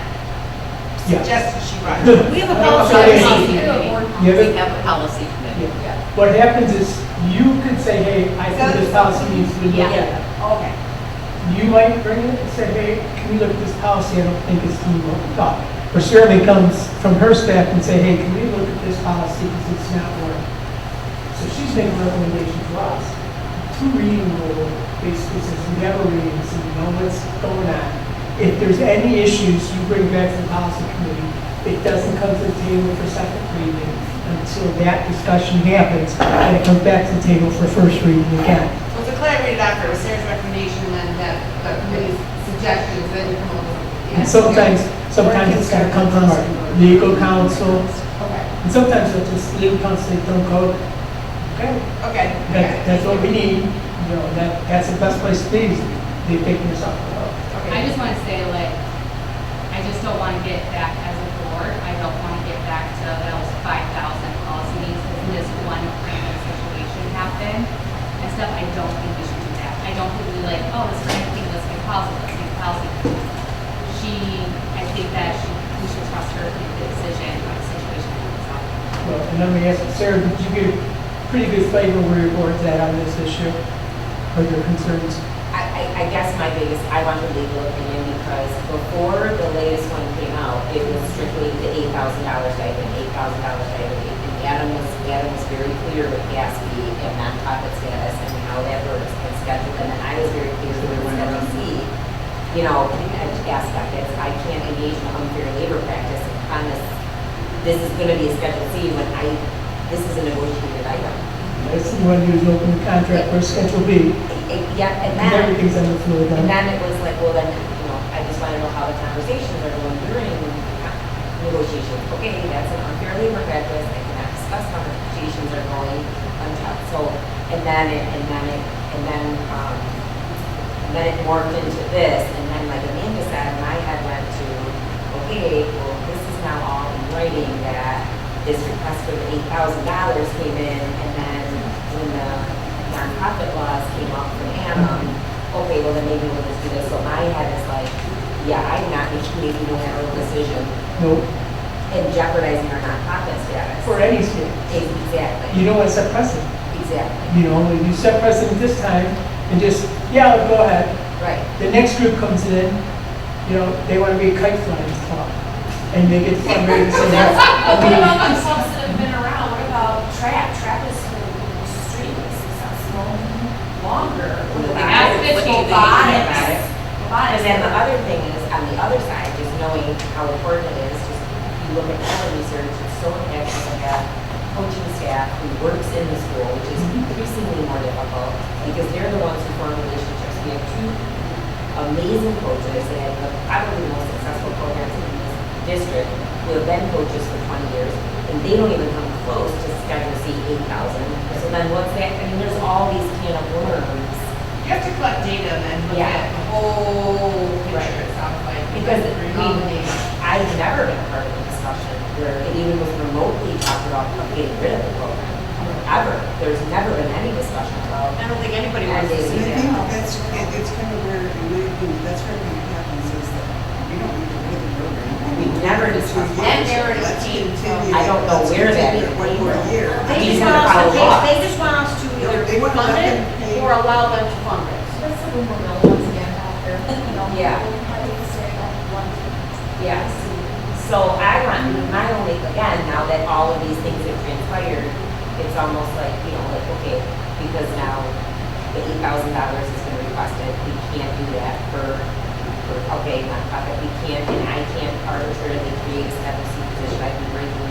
bargaining unfair labor practice. And then it got in, okay, well then, since that can't happen, I want this. So now, is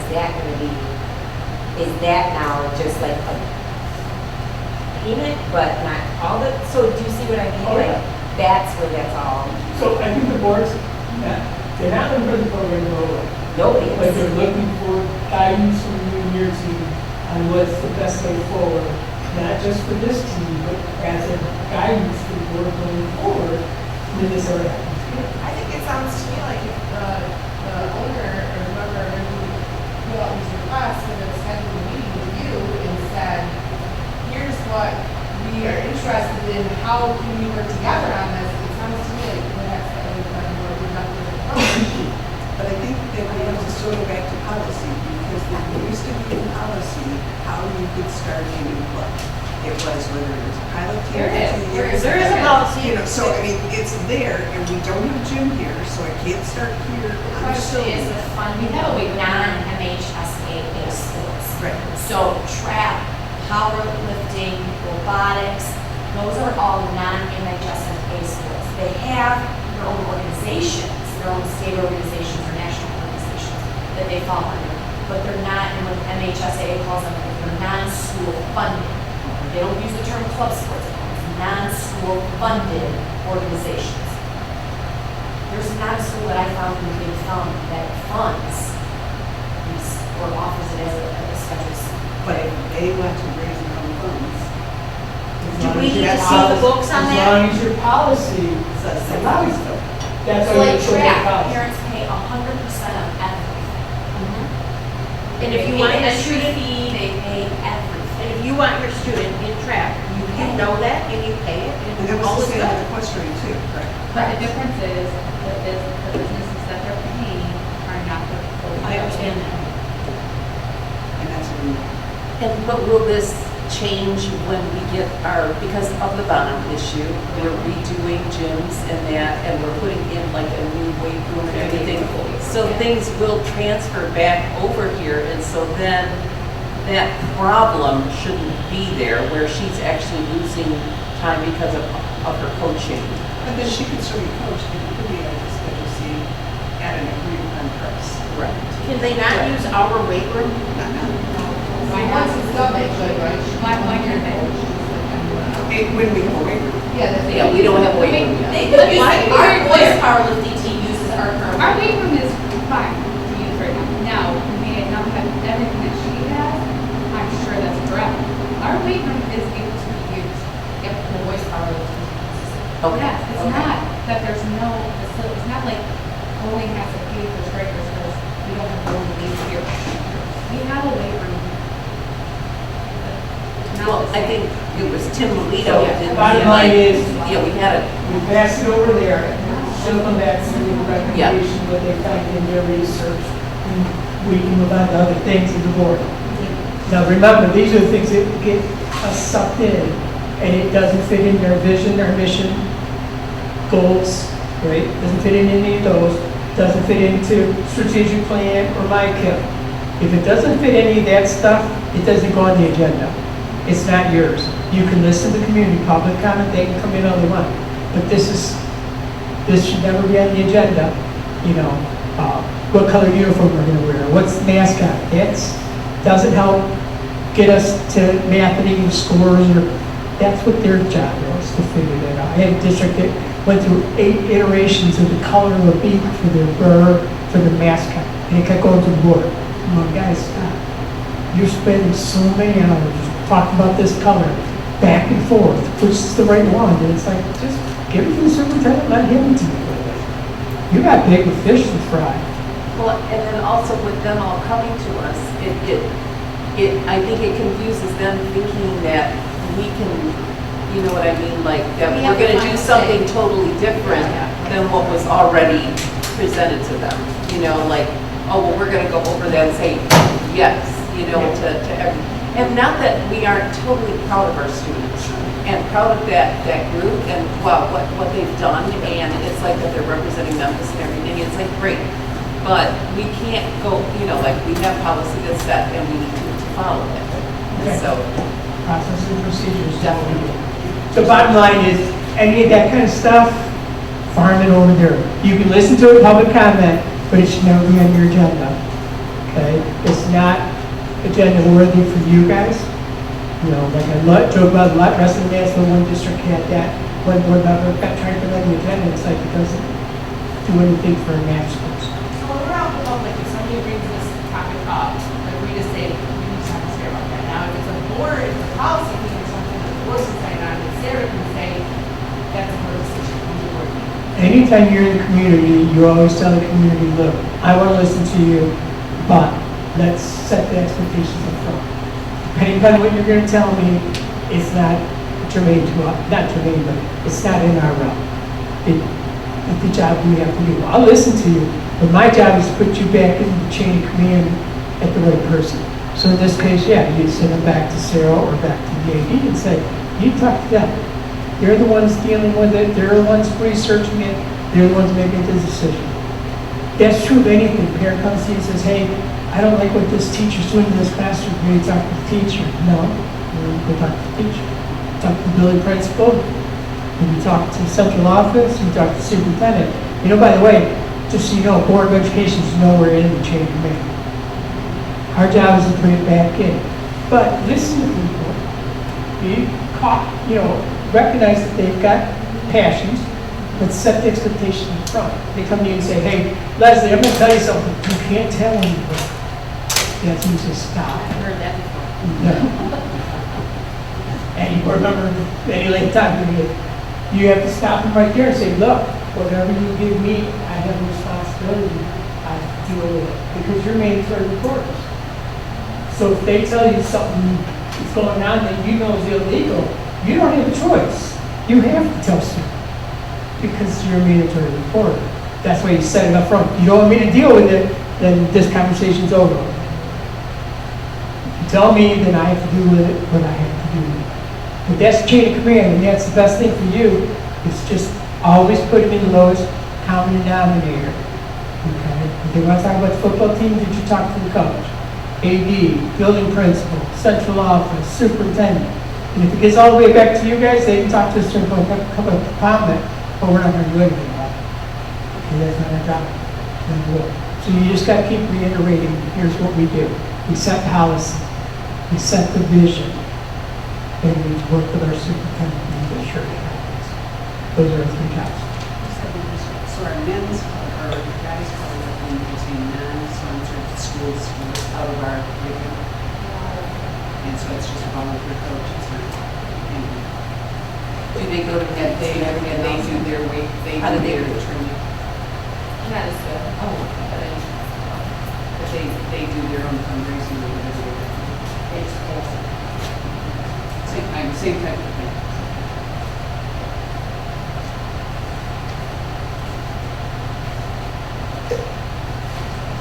This mission cover the rules we got. Oh, Chris asked about the agenda. How do you set your agenda right now? Nancy, how's the agenda set? Sarah sets it? So they send it to you before it's sent out. Should be sent to you before it was sent out.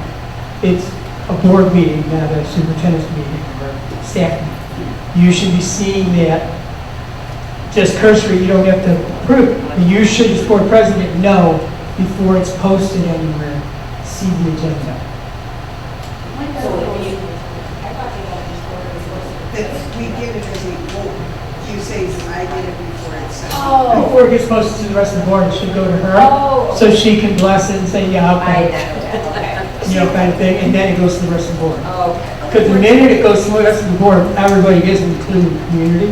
That's when you don't want to put anything else on the agenda. Once it's posted, once you've had it, we don't add stuff to the last minute. Because that disperses trust, huh? So we don't do amendments, try not to. I try not to. I tell boards, it has to be emergency in nature. State calls you and says, if you pass this resolution by tomorrow, we'll give you $100 a kid. Okay, I'll pass your resolution. You're gonna give me money, I'll pass it. That, we didn't know about it last week when we set the agenda. But if it's a group that wants to go on a fundraiser, or do a fundraiser or on a field trip, and they knew the policy was they had to have it in 2 weeks ago, that's not an emergency for us. That's poor planning on your part. And so we don't want to add, because what happens is Even like tonight, if you were to have a vote, let's say you took a vote for powerlifting, they aren't here. So they're not hearing the discussion, they don't hear the deliberation, they don't hear the vote. You just destroy the trust. That's why once it's posted on the agenda, you can take stuff off. Try not to put stuff on. Now, what about like in consent agenda, we have different like resignations or, you know, those are like small things, we're just kind of adding into that, is that? Well, usually what I have boards do is they get an updated board table, everything, and usually refer to the, you know, we're approving the last report we received from the administration. Because, yeah, as soon as they send you it, personnel is on date already. So we want them to keep, so you may have it at your place, you just refer to it at your place. So really, the agenda item is personnel. So that doesn't have to be, We don't have to spell it out like we have them. do we have to spell out the financials? Like when we're doing consent agenda, they specify. No. The whole thing about consent agenda is getting off the table quickly. A lot of boards are putting all of your reports, all of, you know, the acceptance of your Minutes. reports and the minutes from the prior meeting, everything. in the Anything consent that's agenda. routine of nature, that's not going to cause a lot of consternation, goes on there. Now that caveat is, if something's on the consent agenda and you want to talk about it, you just ask the Better President, say, can you pull this one item off? It doesn't have to be approved or anything. Once, say Chris doesn't want this, he wants to talk about this one bill. As soon as the Madam President, can we take this bill? If consent agenda is 3, that bill is now 3A. So now we pass the consent agenda without 3A, and then we go back and do the discussion of 3A, and make a motion to pass that by its own. But we don't change the whole, and remember, consent, there's no discussion. That's the whole point. You can get a lot of work done So very quickly. We present I move to approve the consent agenda as presented. That's it. Second, that's it. That's it. Okay. Yes.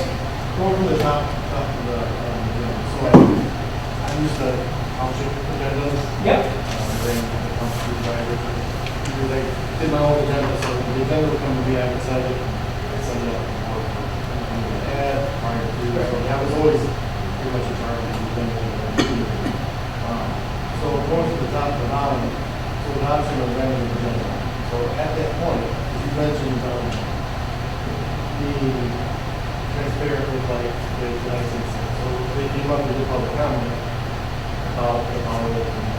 Then we go to a 2-hour workshop, we're going to come back for the power lifting discussion. So that would be, so in my opinion, if this is my agenda, I would want to move the, I wouldn't even call it action, I would call it new business, because that kind of gets to some discussion. But I would move that up before the workshop, that would be transparent discussion. The power lifting, get that done out of here, and then go into a workshop. So Now going forward, it's not even going to be on the agenda. That's the best part. or it's not an agenda, but as long as we're not adding, this goes back to the question. Exactly. We're not adding, not really removing, we're just rearranging, and as long as we did that with the amendment, and. But you're approving the motion is to approve the agenda as presented. If there's changes, then it's still the agenda as presented with the changes. Or it would be a motion to order that you approve the agenda as amended, because you did technically amend it by Right. rearranging. But that's a legal operation. Yeah. Yeah. Like, in my opinion, like, I feel like the order we do, I think we should stick to. As close as possible. Rearranging it constantly, especially when you have people coming in, there's several hot items. Who's to say their stuff is more important than their stuff, and now we're doing all this stuff? Yeah. In my opinion, it should stay in the order that it is. If they're passionate about that, they want to give a public comment, then they will stay for Right. that and give that public comment. And the caveat is, you're not going to have me or somebody in here at every meeting taking up a couple of hours of training. That's what we brought. And so that's why you moved it up ahead, they asked me ahead of time, saying, okay. And that's what you would do, is you'd move it up to say, this doesn't make sense, let's move it up. Now, I agree with you. If this is the agenda, this is where public comment is, that's where public comment is. We don't keep bouncing around because somebody's mad and wants to get out of here. You know, I'm a big fan of not having public comments when you've done some of your work. So they actually see you do some work before they can come up, because we call it ring and run. they come up, throw stuff at you, run out the door, and I they just don't know don't what want to do. the public to think that we're gonna constantly rearrange our Nope. thing to what's convenient for them, so they can come and pop in, pop out. Emergency of nature. Well, typically, we're moving through the meeting right after. Tonight, specifically, we have a 2-hour workshop, they're gonna rate a little, and that could potentially, that might get into all the phone calls now. Okay. What happened is, it would be kind of, not something we would do all the time, but we Right. would rearrange it just so we can get everybody's questions kind of.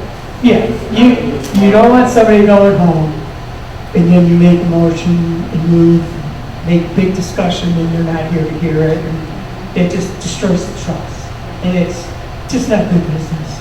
Move it up, perception, or if you really want to discuss it, you put it on the next, as a future agenda item, and then it comes back up in proper sequence, not tonight. You should never be putting anything on your agenda as a pushback from something we did. Like, we're gonna have all these people here tonight, so I'm gonna put it on the agenda. Yeah. You get 50 people that are talking about public comment, it's not on that agenda. If it's not on the agenda when it's posted, it's not on the agenda. And we're not trying to get ahead of it, because we still gotta make sure it meets everything that we need. So that's why it goes back. That's when you guys have to communicate and say, no, it's not coming on the agenda yet. It's not ever coming on the agenda. One less thing on consent, I know it's like a lump, basically lump sum of different items, and you don't necessarily have a discussion on the approve, you just approve the consent agenda as presented, and do all those, and then discuss on the bottom, say, speak news. You put approval in minutes for the consent agenda? Yep. Anything routine in nature, so you can do your bills, and some districts actually do their personnel on the consent agenda. Because it's, most of the personnel is contractual, so, it's, you think about it, who's really hiring that person tonight? What is the process if one of the board members wants to discuss something? So like back in the day, sometimes we would mention it at roundtable, like, oh, hey, next month, can we put on the agenda, let's talk about it, whatever. And, we don't have that now. So what if what if a board member wants to bring up a topic of discussion to discuss with the board? How do we go about that? Are we allowed to do that? And If it's in our domain, but do you have board operating procedures? yes, we have board operating procedures. Board operating procedures. Right? Yeah, if you have board policy procedures, how to, it should be in there. How do you get something on the agenda? How do you add something or put it on the discussion item? It should all be spelled out in there in your board operating procedures. It's the how-tos. You think about it, the policies are really the how-tos for everybody. Bylaws is us, but board operating procedures is actually taking the bylaws and morphing them up. So your question, Chris, about agenda would be in your board operating procedure, because it would set the normal agenda and what kind of things can be here. And here's a special meeting agenda, here's a board workshop agenda meeting, a roundtable agenda. So it's preset what they look like, so we're consistent. I don't remember seeing it. Maybe I'm thinking of the Neola.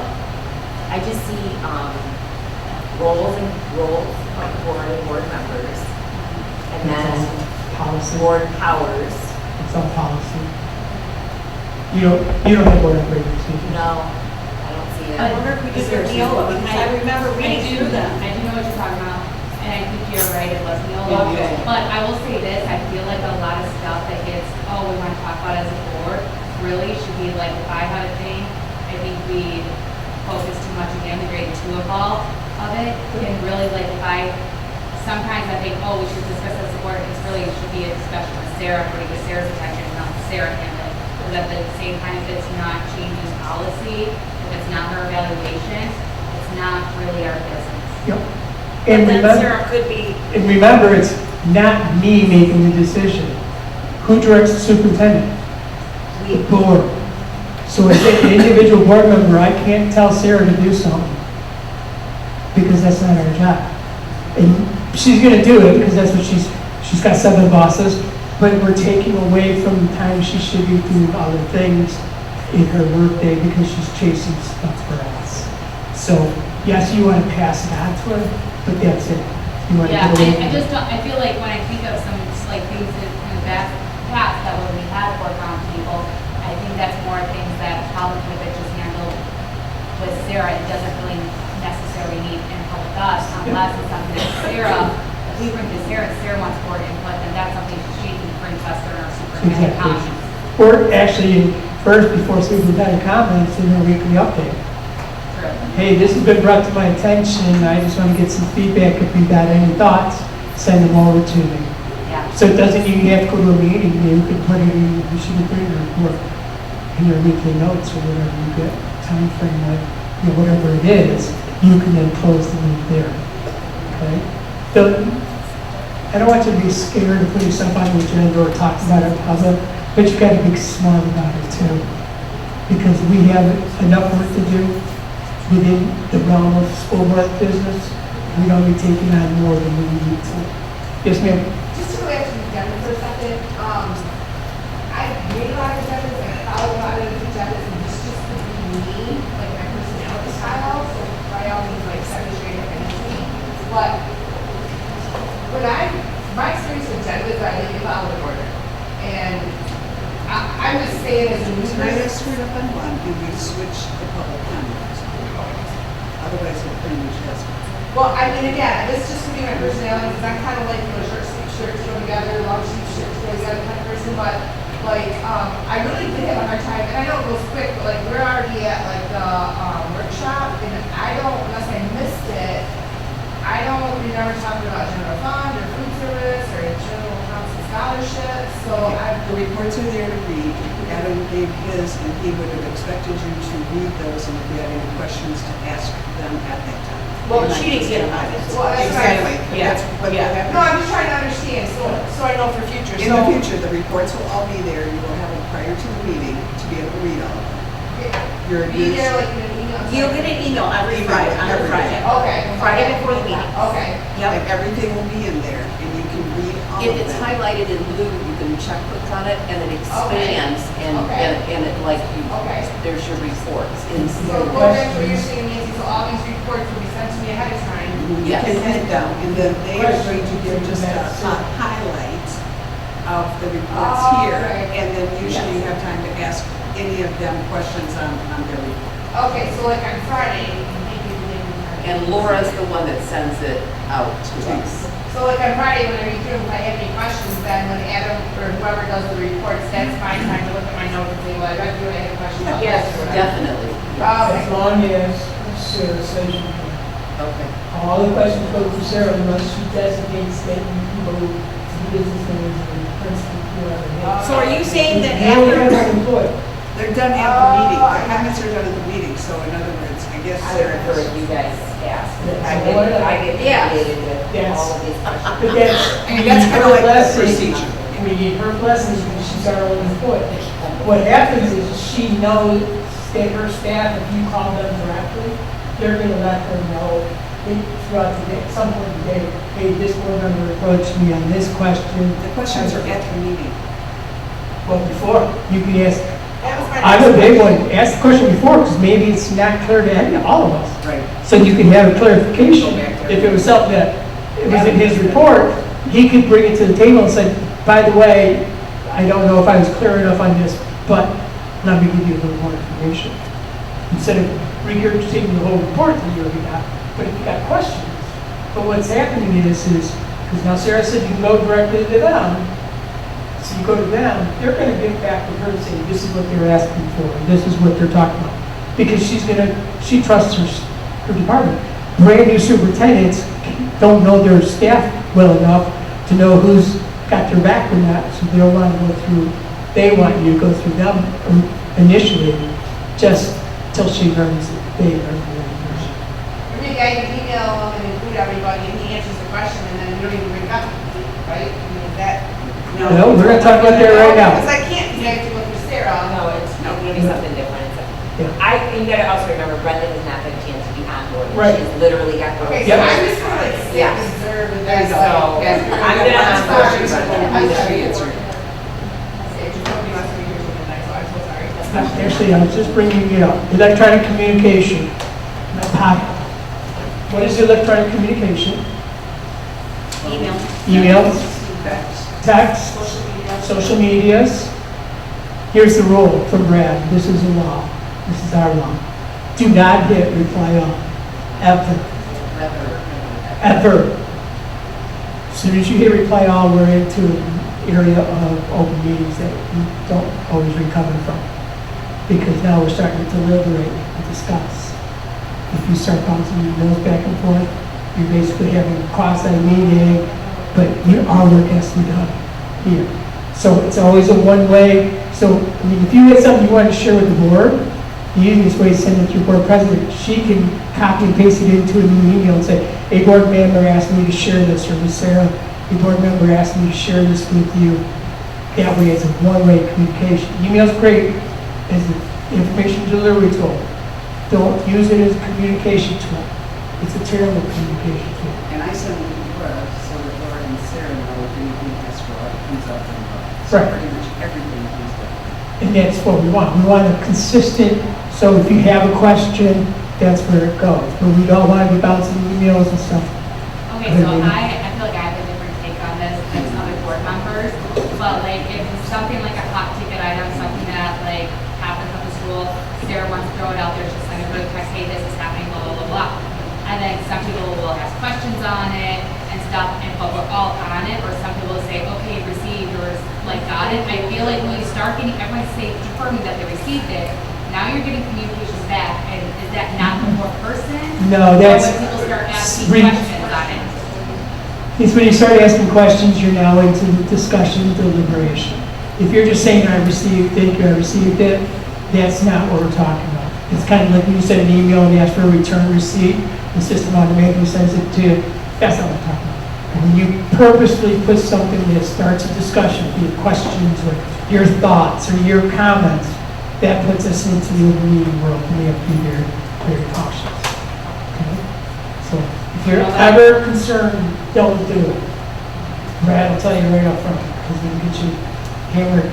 It'll always get out to the public. This board is really good about it, because those are the types of, like 911 calls, students being transported, those are the ones that go like that. And, this board seems to be pretty good about reaching out directly to me, but usually call, which is best, because if you're in the middle of an emergency situation, I don't have time to, sometimes I'll even tell Laura, I'm running there because 911 is called, send the board a message. Laura, make note, send me an email tomorrow, say traffic light. I don't know what you want. Traffic light is a procedure I put in place for boards, and you tell her, okay, these are red light, when she needs to call. It's not Sarah calling you. When that emergency is going on, we want her leading the way. This would be somebody in central office and an administrator calling you and say, this is a red light call. We have an emergency situation, here it is, here it is. You can't ask questions. It's a 30-second call, she's got to be home, I'll send you in about 3 minutes. Because as fast as they're calling you, the kids are texting it all over the place. You need to know to be part of the solution. Then when it's all done, then Sarah can sit down and go through with each of you and decompress and tell you what happened, what they learned, what did they have to think about in the future. But then you can be part of the solution. Hey, we put this protocol, we're dismissing the kids to the football field. So any parent calls you, go to the football field, don't go to the school. You become part of the solution. She's extremely good at doing it. But we want to get away from her making that call to you. It needs to be somebody in her office, because we want her on site taking care of the situation. And she can't be balancing the situation with cell phone or whatever. We want to focus on the situation. Yeah, I appreciate that, because we do that sometimes if I'm just running out. And I'll send you the procedure right here. A lot of books you decide what red lights are. Emergencies, emergency vehicle, media, and we're moving students from the place. So water's off in this building, so nice look at. Reading it. If snow day, we get a call. We're not in the robocalls. We get a call first. Because as soon as the robocalls start going out, you're going to get calls from the community. So we let you. That's a lot, because I already been notified, like, the building admin. All you have to do is notify the president. Okay. And she can maybe change it right down. They can set up their own open call chain or something like that. So What do you mean call chain? We just text. But that's fine. But the idea is you can't wait. Some boards will get it when the regular automatically gets to their name. And by that time, you've got 50 phone calls from community calling up that's going on, and you don't know. Personally? It's a 50-50. 50% are happy and 50% are No, negative. I just am confused how that would be that threshold. I'm just confused, because to me, there's a big difference between 911. I think. No. But we talked about this because we're moving them from their normal place. Because if we don't do it in a timely manner, then the parents are mad because they don't have big, it's places to send their kids. That's what we're concerned. That's piece of technology. Oh, okay. More He's talking about, about the ambulance, the red light, or yeah. whatever. Okay, I get it. Water's out in this building, we're moving across Yeah, I to get another it. building. So this electronic communication, don't hear it point out. Emails are terrible communication, so don't use it, try to communicate. 70% of communication is non-verbal. You can't get that. You're saying not to use email as communication? Discussion. Oh, between board members? Right. Okay. Because there's no context. If you want to send your information, it's great information on the referral material communications. Okay, social media, who's got Facebook, and all that stuff. Together. Okay, there's the rule. We don't. Stalk your family and friends, but don't write anything about them to schools on. One, you're a public official, so your Facebook is public. And you can't turn off comments and there's rules that go with it. So unless you do Make it private. you're a public official now. And if you, my understanding is that if somebody asks you a question and you would answer inappropriately, or you have two separate Facebook accounts, one set up maybe for being a board member, one being, personal, your personal still is accountable. If you were to answer somebody in the community, it actually just went to federal lawsuit recently with somebody in the area. Yep. Same But with your email. answer should be to send them back to the superintendent. Yep. So you won't. If you get on Facebook, It's it's, answer, it's just a matter of, you have to respond to the individual. You should not give an answer, and that's your answer is follow chain of command. Yep. You'll reach the superintendent, reach your principals, Yep. reach your board president, but you're all up for license. Yep. Lawsuit, on our personal Facebook and TikTok and. email.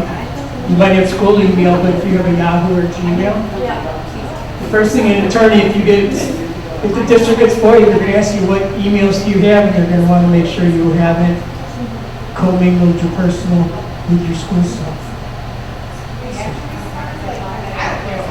No, you don't have to. No. All what you're telling us, what they explain to us is, you just can't shut off comments. So if they want to go in flame, they go in flame. That's why I tell people, just do it, stop your family and friends, don't be posting, stay away from it. You can't win the battle, you know how it goes, and you're talking about apples and oranges, next thing you know, they're talking about the football game. I think the hardest thing for me is when there's, and I know that I don't respond, and I know that we can't respond, but it's still disheartening when you log on to see what's going on with your friends and family, and you see untruthful statements right there about us. Well, it's not about having thicker skin. I don't cry about it, but it's just this point in turn. For a good example, the quote on Facebook, the board will decide the fate of our club tonight. It's not different. It's what I'm talking about. It's not different. He's saying It's my direct the question. Yeah, I'd be very cautious. If you need to answer the question, pick up the phone. The phone's still not playable. So if it's somebody who really... No. But It the problem wasn't a is it's personal. out. It was just on the Memphis page. But it sets the tone. The community thinks, oh, the board, they're turning this club away. Like that, absolutely not. That's where the administration through the district websites and social medias can clarify that stuff. You can link, if they put it up on the website or on the Facebook for the district, you can link it, because you're not getting in the discussion, you say, go over here, here's some information. That way, if they're putting information out, you're, remember, we're not elected official? I think that the community thinks we're in charge of everything and we're not. And we're the first to get blamed, and we're the first to, get caught for something that happened, and that's not how it is.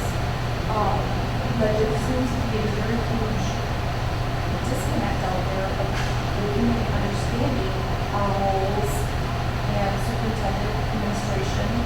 That's like I said, whenever anybody asks me, well, what you can, talk to the teacher, talk to the principal, what is go, do they athletic director, and no. Right? Yep. And our, We gotta go right back to those kind of non-meetings. yeah. No, it is frustrating, but you just have to stay the course. The biggest thing is we have to educate our community. Correct. We as a board have to educate our community. Understand, this is our job. We don't manage day-to-day operations. We don't make those kind of decisions. A lot of that decisions made inside internally by superintendent and their team.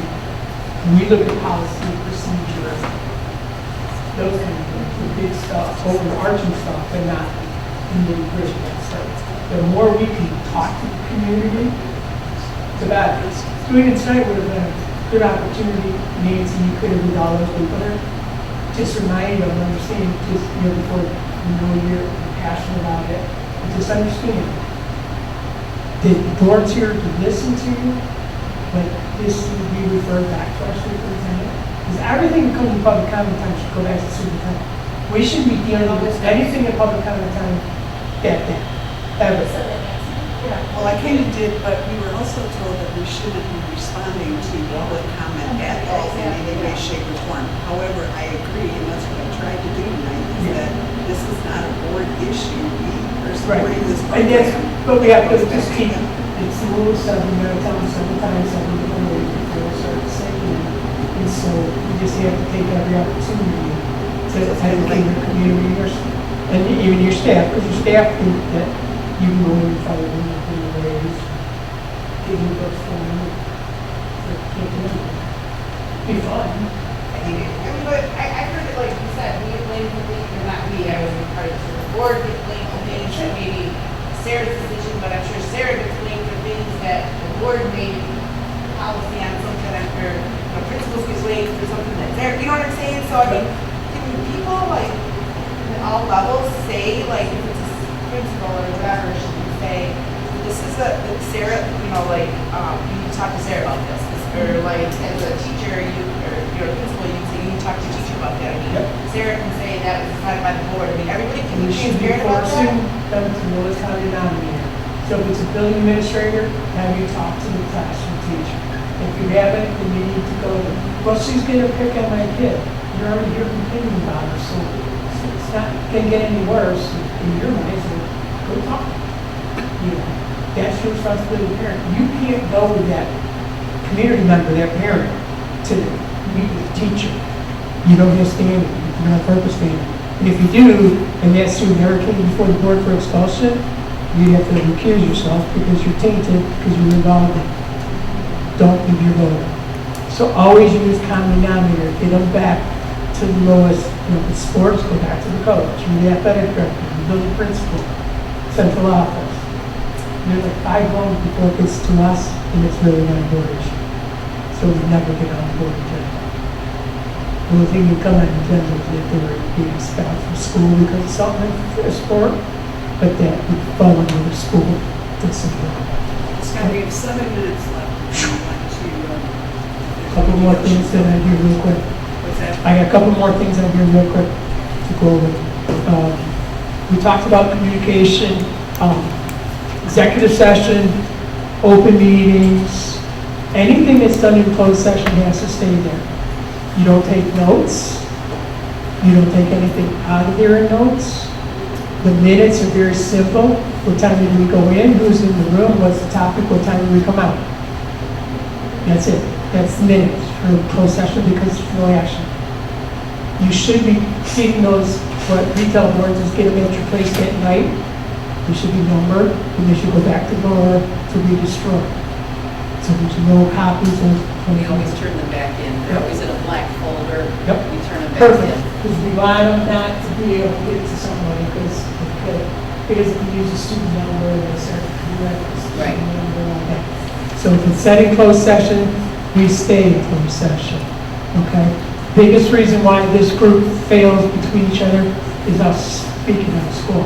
And just understand, if you're out by the car and you're speaking about it, you violate open meeting. Doesn't it mean somebody else has to hear it? The fact that you're talking about it outside, in public, is enough to fracture the close, takes that confidentiality. So don't, if you really need to talk to somebody about it, pick up the phone. You know, sit in your car, and they can sit in their car. Hold the phone to your ear, don't keep it on Bluetooth, because people can hear outside. Oh, no, I wouldn't even do it when you're still here. I could go home, sit in my, Doesn't matter, Right. people can hear. in my, I had a board member, Hear conversations. we had a board member who's in a small town like here on the west side, and she literally went to her car, that was her skip.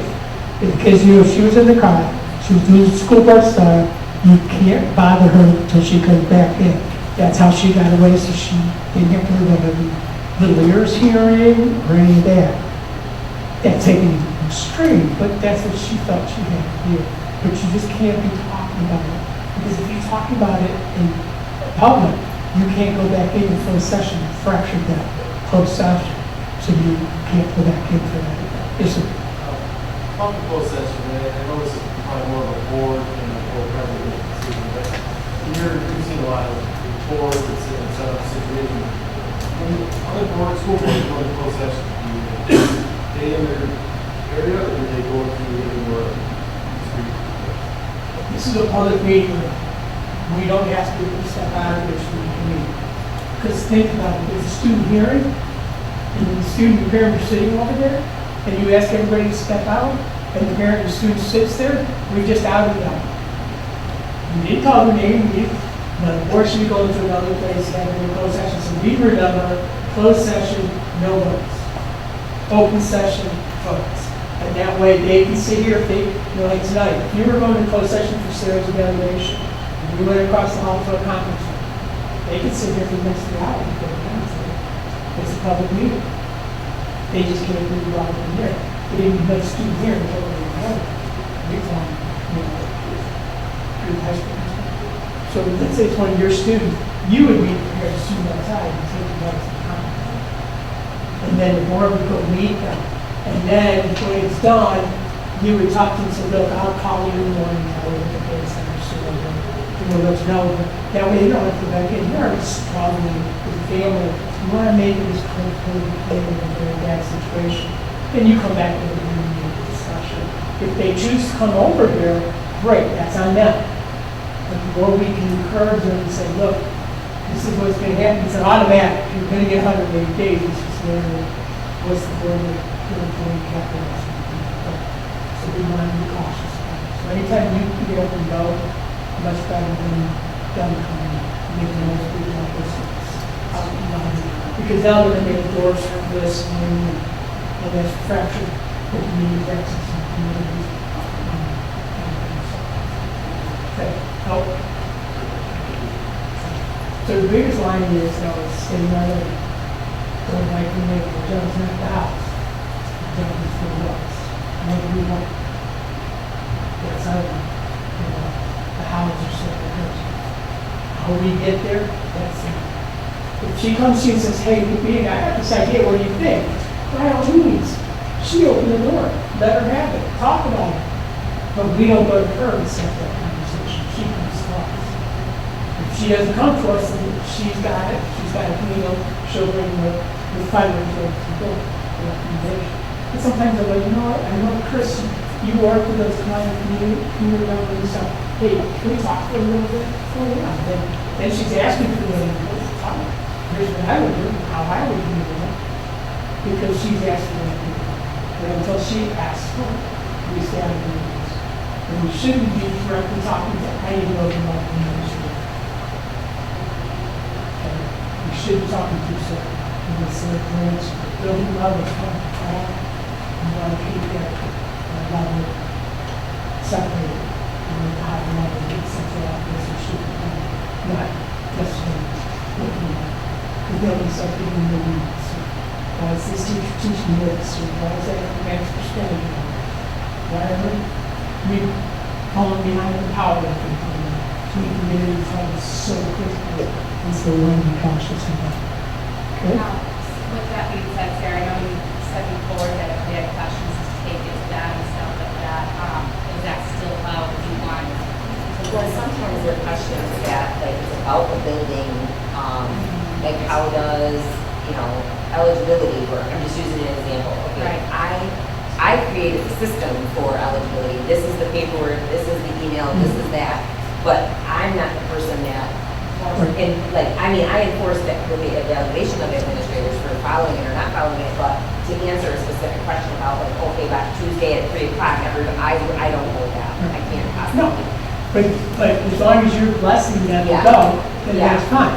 Now, your superintendent has that right. Now, I'm going to tell you one last thing. Need to know versus want to know. Need to know is something that you have to make a decision on. I need that information to make an informed decision. That's a need to know. Those are proper questions. But want to know, just because I want to know what happened at the football game or at lunch yesterday, those are want to knows. They're really not valid questions for us. Because it takes time away from our staff. I might be the only one worried thinking about it. None of the other board members are now. They're all giving their own domains. So if it's want to know, it's need to know. Want to know, in mind, write a $250 check to the schools. Because somebody's taking time out of their day to answer your question, which means they're either going to work late or sometimes going to get done until tomorrow. There's a cost to it. So always think about it. You need to know versus want to know. Okay, so one more thing. So I know a lot of us on the board are like, I'm a coach and you're involved in, I feel like the last time too, your family, and a lot of us are parents and stuff like that. How do we navigate that? I'm a parent, I'm a coach, I'm a board member, going to administrators and stuff like that. I feel like we need to have like a clear pathway with that also. What money can get.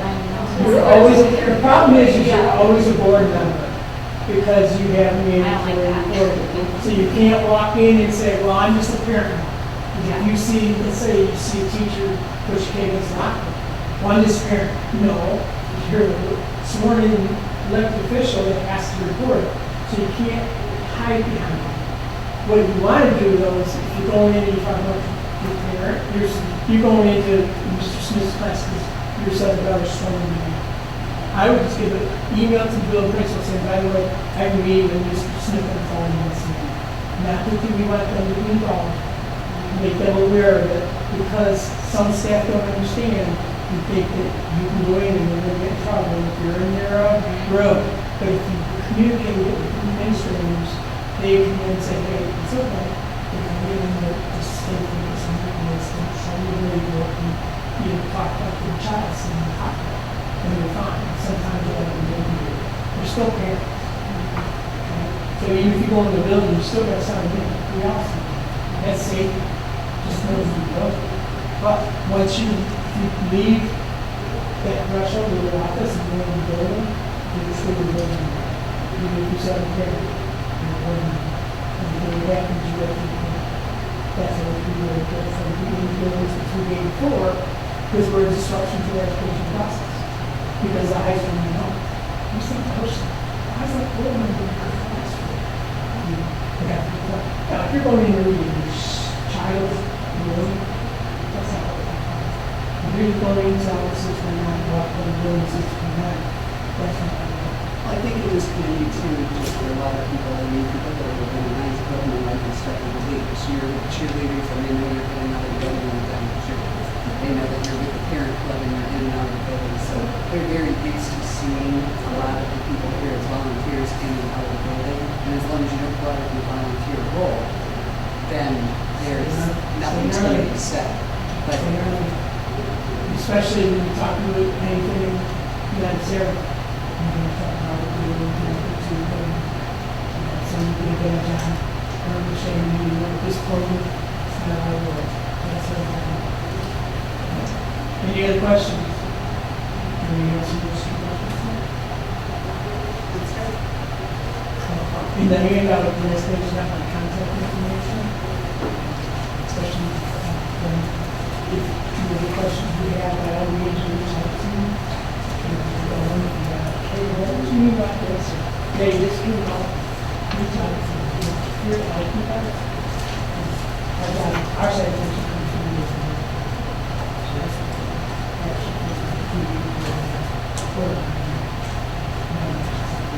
you made yours.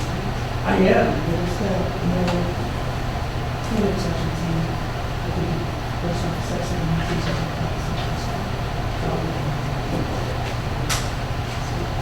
Back in 19 years, I was this one since 2000. This is when I started my Any other questions for Scott? Thank you so much. Thank you guys, appreciate it. Thank you very much. Sarah, when we have questions, how would you prefer us to reach out to you? Email, phone, text, I mean, Well, phone is hard when I'm rarely just able to answer a phone. So text or email, and then just know, like, it does sometimes, especially in August and especially in May. Those are in June also. Pretty much like, when the sun is just right and there's little clearance, there goes through. I can answer, but like, it's just now, it's just. You usually get back to I try. I think that's all anybody Yeah, does. yeah. Even if it's like, hey, like, things are just insane right now. I found something up with you. Because there's only one thing, and it's really interesting situations. All right, do we need to go one more time? Did you say we need to take a break? I think if I can hold it. Right. No, this is only passes All right, continuing. Use the cover page. Yeah. Meets the MDE requirements, so we put it in the one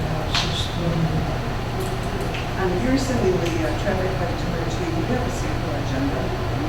I can send the whole sample, a couple samples and board operating procedures. It's all the same thing. So Perfect.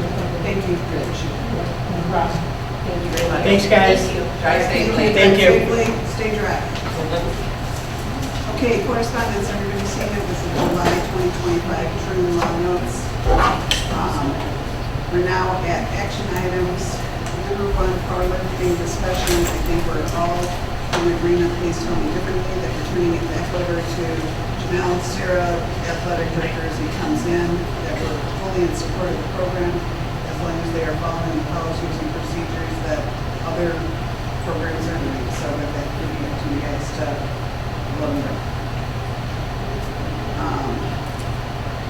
Policy updates, there was a bunch of them. Hopefully, Brenda, you haven't read these, but True is our policy base, and a couple of times a year they do policy updates. The ones that we're approving tonight pretty much are just some minor language changes and very minimal changes, but it's just through their updates.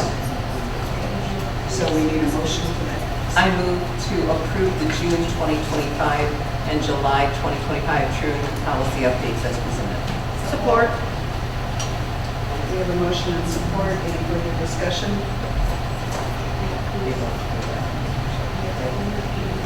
Oh, okay, yes, it was moved by McHugh, supported by Leslie Rosenau, to approve the June 25 through July 25 True policy as presented. Any further discussion? Hearing none. All those in favor say aye. Aye. Opposed, same sign. Motion carried. Okay, bus cameras. I move to approve the purchase and installation of cameras on school buses as presented. Support. We have a motion by Member Botsy and supported by Member Rosenau to approve the purchase and installations of cameras on school buses as presented. Any further discussion? Is this something that, like when does that, when do we expect to have that? Assuming it gets approved tonight, then I'll delegate to Emily until Jen tomorrow, and then she'll go ahead and order probably a purchase order, and then the company that she was hoping they got approved, they actually come out on site, they install, they do all of the onboarding, and they actually come out if there is a problem, and that was the main reason why she. And that's the C3 Communications Inc. That's the one with the bill, right? It's right here. That was. Or was that the? I think the C3 was the first.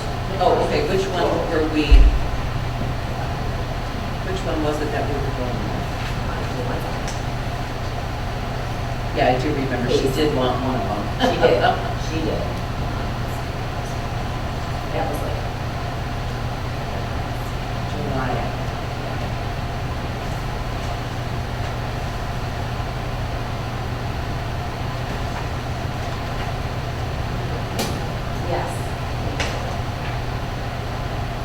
you looking for? I'm looking for the email where Jen said which one she went to. With the highlighted.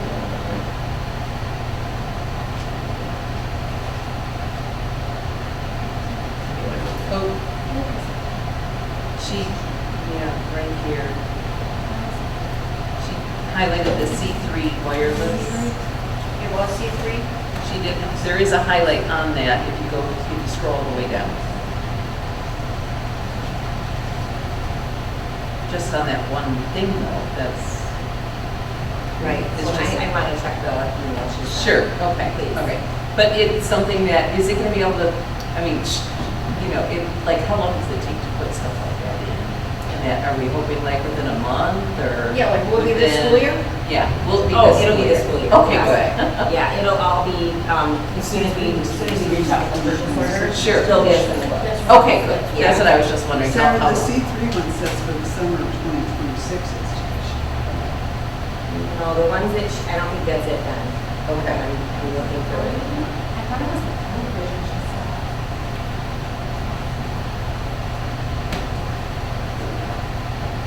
No recommendations.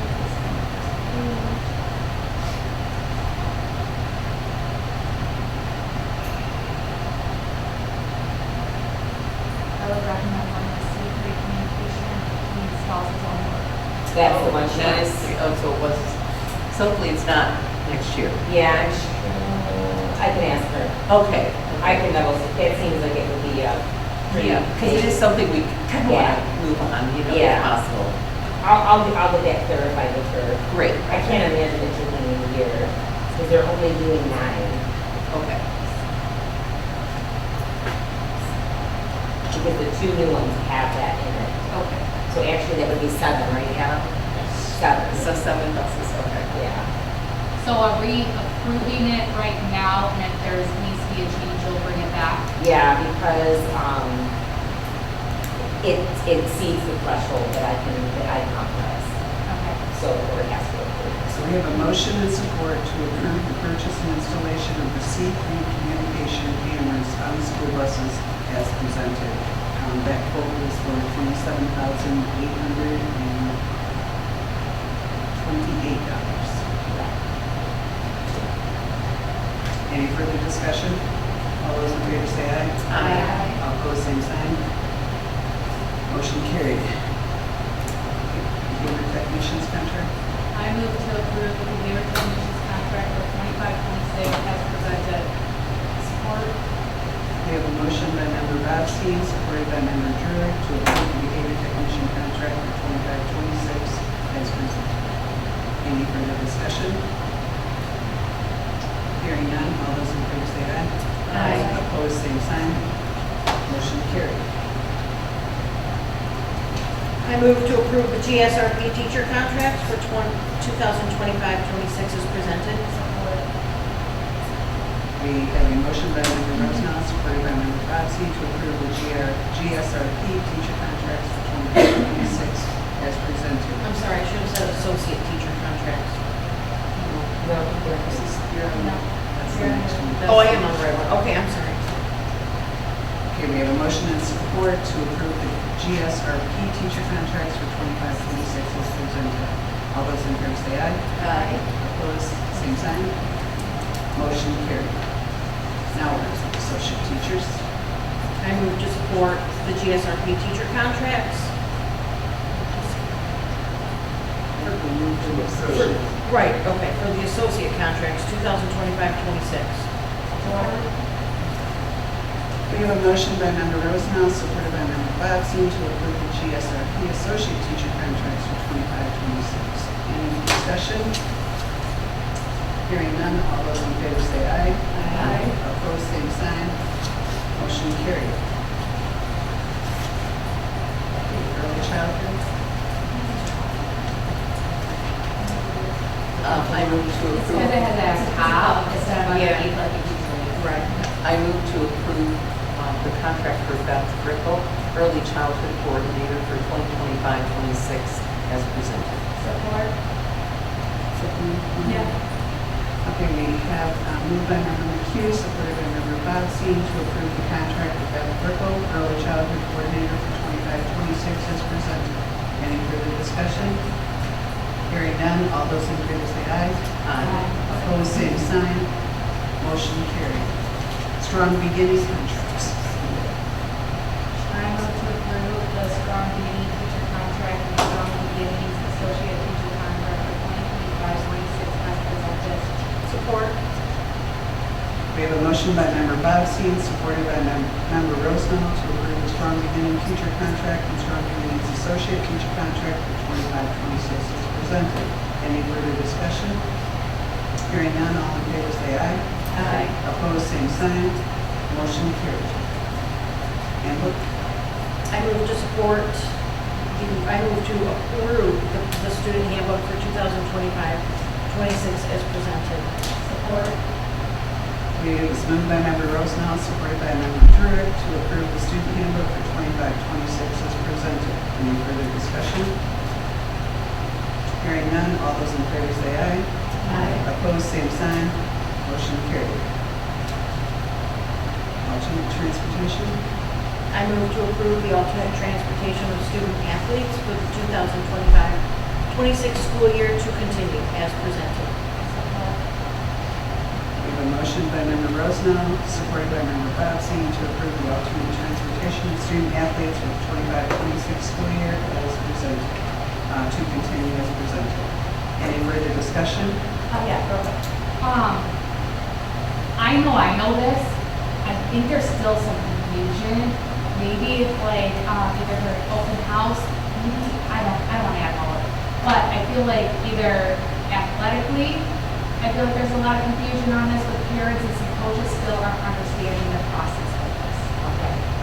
Okay, just from questions that I got in, I'm like, Well, we also have the fall parents meeting. Yeah. Which is part of the job. I don't think we have as many questions as we did in the spring, because we had those all sport parent meetings. Right. We give them the forms, we answer all their questions, and then send the coaches out to the kids. Yeah. So that the coaches are telling them all the kids. Right. I feel like it's not the same even like with the fall right now, and you're correct, like the coaches, what they were telling you, oh, we need this and this, and no, like that's not right. And stuff like this. I feel like it's not a general, like, they'll have The all sport meetings, and again, Okay. the meeting sends something out in sports to all the parents. We have those forms out. As well. because even like the driving someone else's kid being home is not like what we took as the rule for this board. This board is taking it as this and not following it. I feel like there's different, and then we get stuff back, well, so-and-so allows this, and so-and-so allows this, and it's not across the board that this board has. And all the coaches are returning this year, so that's why it's. Yeah, it wasn't last year either, what the coaches were actually doing, but we have a different conversation, but like, I just feel like the parents are upset. Gotta follow the You're making them process. do this, and I'm like, well, I was right at the policy, so yeah, this is right. Yeah. So, And I think it's all written. it is, And we So- give coaches a copy of that policy. So at the then, fall yeah. coaches meeting. I feel like it's still Post past the policy practice. somewhere. Yeah. I feel like some of them are doing past practice still. Yeah, it is. Well, okay. All right, so any further discussion? Hearing none, all those in favor say aye. Aye. Opposed, same sign. Motion carried. Okay, next one's the MASB Delegate Assembly Representative. Last year, we had Leslie, and I believe that was the alternate. I believe they are the same two going to the MASB conference. So we need a motion. I make a motion to elect Rosenau as delegate and Johnson as alternate for the MASB 2025 delegate. We have a motion by member Bobstein, supported by member Ross, to elect Leslie Rosenau as delegate and Nancy Thompson as alternate for the MASB 2025 delegate assembly. All those in favor, say aye. Aye. Opposed, same sign. Motion carried. Superintendent comments.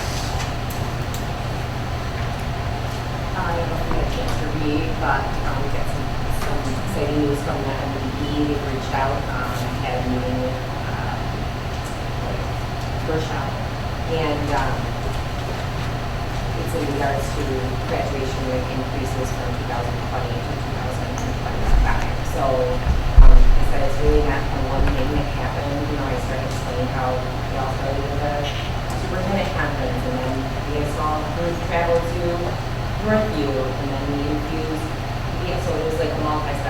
was like, wow. So anyhow, they want me to fill out something, and then they run it, potentially feature the district, and they said that does get featured, they would like me to, participate in Zoom, so I wouldn't have to leave the district, but with different groups around the state to kind of explain that process. So that's a pretty nice. Is that because the graduation day is off? Yes, yes. Because we have students who are not graduating from missing assignments. And so we have started doing audits of graduation records and saw patterns.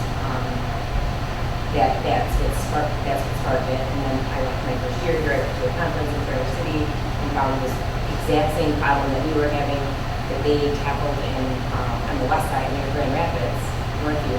And then Leslie, Nancy, and Lisa and I traveled to Northview and we visited a school, we modeled our PDL, project-based learning after that. And then we layered different things, so Zach was also a part of it. So every year we layered different things in order to, so it wasn't just like, oh, here's what we did. So it was like, how much time do you have? You know what I mean? So. Do you remember what the stats were on the rate of increase, you know? Well, we had 100% graduate this year and last year.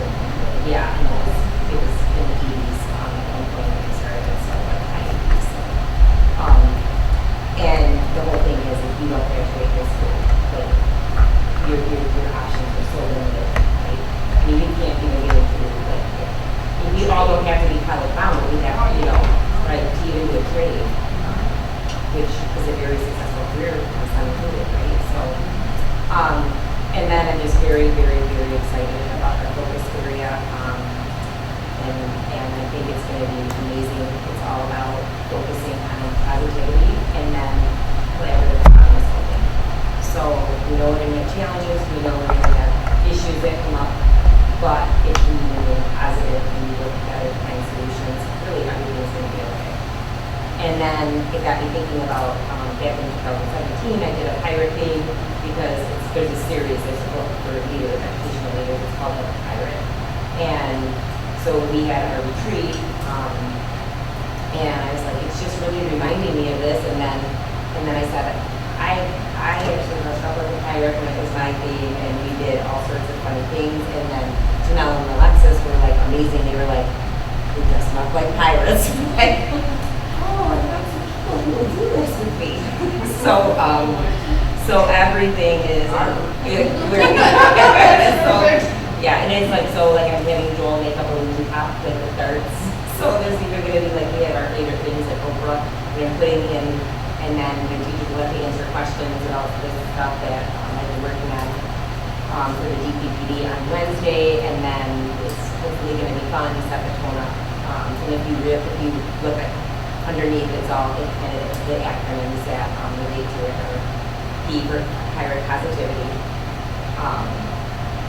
I, focusing on improvement, R, being reflective, A, accountability, T, teamwork, E, empowerment, which basically we're kind of tying in. We're going to have challenges, we're going to have problems like all the time when we're in school. But can we persevere? Can we overcome them together? And then S is for solutions. So everything around this year is going to relate to those things. And in the book, it literally talks about, there's like 4. Lead like a pirate, teach like a pirate, lead with culture, pirate literacy type. I mean, I've got them all stuff with them all, but it's very specific. Like, it talks about how culture is not just, it's the result of all of these things, like everyday interactions, being reflective, willing to try something new, celebrating even when you try something new and it doesn't go as planned. So the bond, so getting into that, the bond, obviously we are in full swing. That takes up a lot of time. But we're on track. We are going to know about the elementary situation after the next 2 bids come in, because that will help us understand. Preliminary, we're about $800,000. That's on the roll to fix that elementary estimate. From pre-con from Martinello is 1.2 million. And so those were not. So we're going to know more about that when we get the next two bids, because we've been under budget for every single bid yet so far. Now, when will those start? Hold on, I have two questions. Yours, I heard first was, when will those funded? We're hoping by the third week in September for one, and, first week of October for the second one. One was Oh, probably not 1.2 million. no, I think we had budgeted like 200,000, because the initial, we did an infrastructure study before you go off the bat, so we did. And the initial one came back, road, and then they sent somebody else out, and then that came back, it's more aesthetic, will be fine. And then, to get all the permits, the state requires really in-depth stuff, and that one came back as I sent out to the community, the quotes and everything. So, we're moving forward, though. There's no temporary fix that they can do? Absolutely not. It is a no occupancy situation. Yeah. We've talked at nauseam. It's like, it's just not, they said there cannot be. We talked about it, there was nothing that can be done, because there has to be these borings that come in and literally like dig deep into the earth to hold up. And it's like $100,000 per boring. And then they fix that one, and then they go to the next total sites. There's 8 total that have to be fixed. And that's why they're saying it's minimum of 8,000. And so it just would not be safe to put anybody in the others. This machinery holding up. And that will be done in December? They said count on your gym being open, this starts slowly next year. And then anything else in the Well, thankfully, we have mild winters. Yes, I'm actually just grateful, thankfully, the timing, just quite frankly, let's just say we didn't have a bond, that situation would still be it, and then we didn't know about it. So I actually am thankful for it, that it's going to be done. And then, last thing I'm just really excited about, we have 12, not including Alexis and myself, elementary staff that came in on their summer vacation. We have remaining 35J grant on the 53,000 that had to get spent by September 30. And we've been researching the science of reading because it has to be used on that. And we've had to concur with gaps from bookworms. And we have an amazing practice that we're going to be implementing this year in K1. It's called MSA, multi-sensory coaching. It uses Morgan Billingham, Stephen Tatum, and letters training all in one. It is fantastic. I love it, and I used it for several years in Lakeview, and it's wonderful. So I'll run a breakout session tomorrow on that with the staff, K1 staff and special ed staff. And it's just they're excited. They were very excited, and anything you have excitement in August from people who not contractually have to be either, it's pretty amazing. Super excited about that. So that's going to fill some of the whole, all curriculum has gaps. We identified the gaps. K2 is mostly with letter sounds, letter ID, and early reading, the CBC, that kind of thing. And then in upper grades is the entomology, including outward movements, affixes, all of that stuff. So there's going to be a breakout session for them, also paid for by the 35G grant. So research-based and high yield. So MSTEP data is embargoed. You guys have it to you. We can't probably release it. It's phenomenal. It's phenomenal. At the elementary, so those little gaps that we need to keep are going to be even more. It's going to be big. And then I'm pleased to say that even with the others, we saw growth in every area. So that state intervention plan is working. Yeah, I think that was obvious. Yeah. I was really pleased to see that stuff, and I don't think we've seen growth like that for those grades in a while. When we got started, so even any pushback you got, now you have the data to back it up, and this is working. And we're going to be even more intentional about it this year. We've been working on it. We spent 24 hours together last week, and we are ready to go. It's hard to argue opinions first. Yeah, I'm very excited about it. So I think it's going to be a great year. We're going to have growing things like we do anytime, any year they're growing things from any whatever is the focus, right? But I know you don't know student count yeah, we're but how does it look? so we budgeted for down 50. And Heather just sent 8 emails at 8:47. We've got 5 registered from the elementary today, and 2 came in right before the board meeting from the junior senior high, so we should be down to 31 middle of the way down.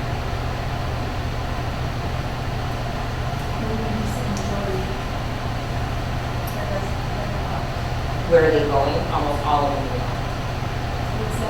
Most students who are leaving are gone to Yale.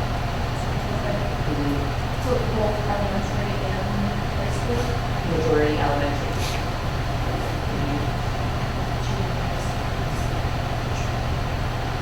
Mostly on Neva. We've got two returning, but yeah, Yale is definitely the one that more than that. But it's not consent. Both ways. Both. Yeah. When does school of choice application stop? First and second.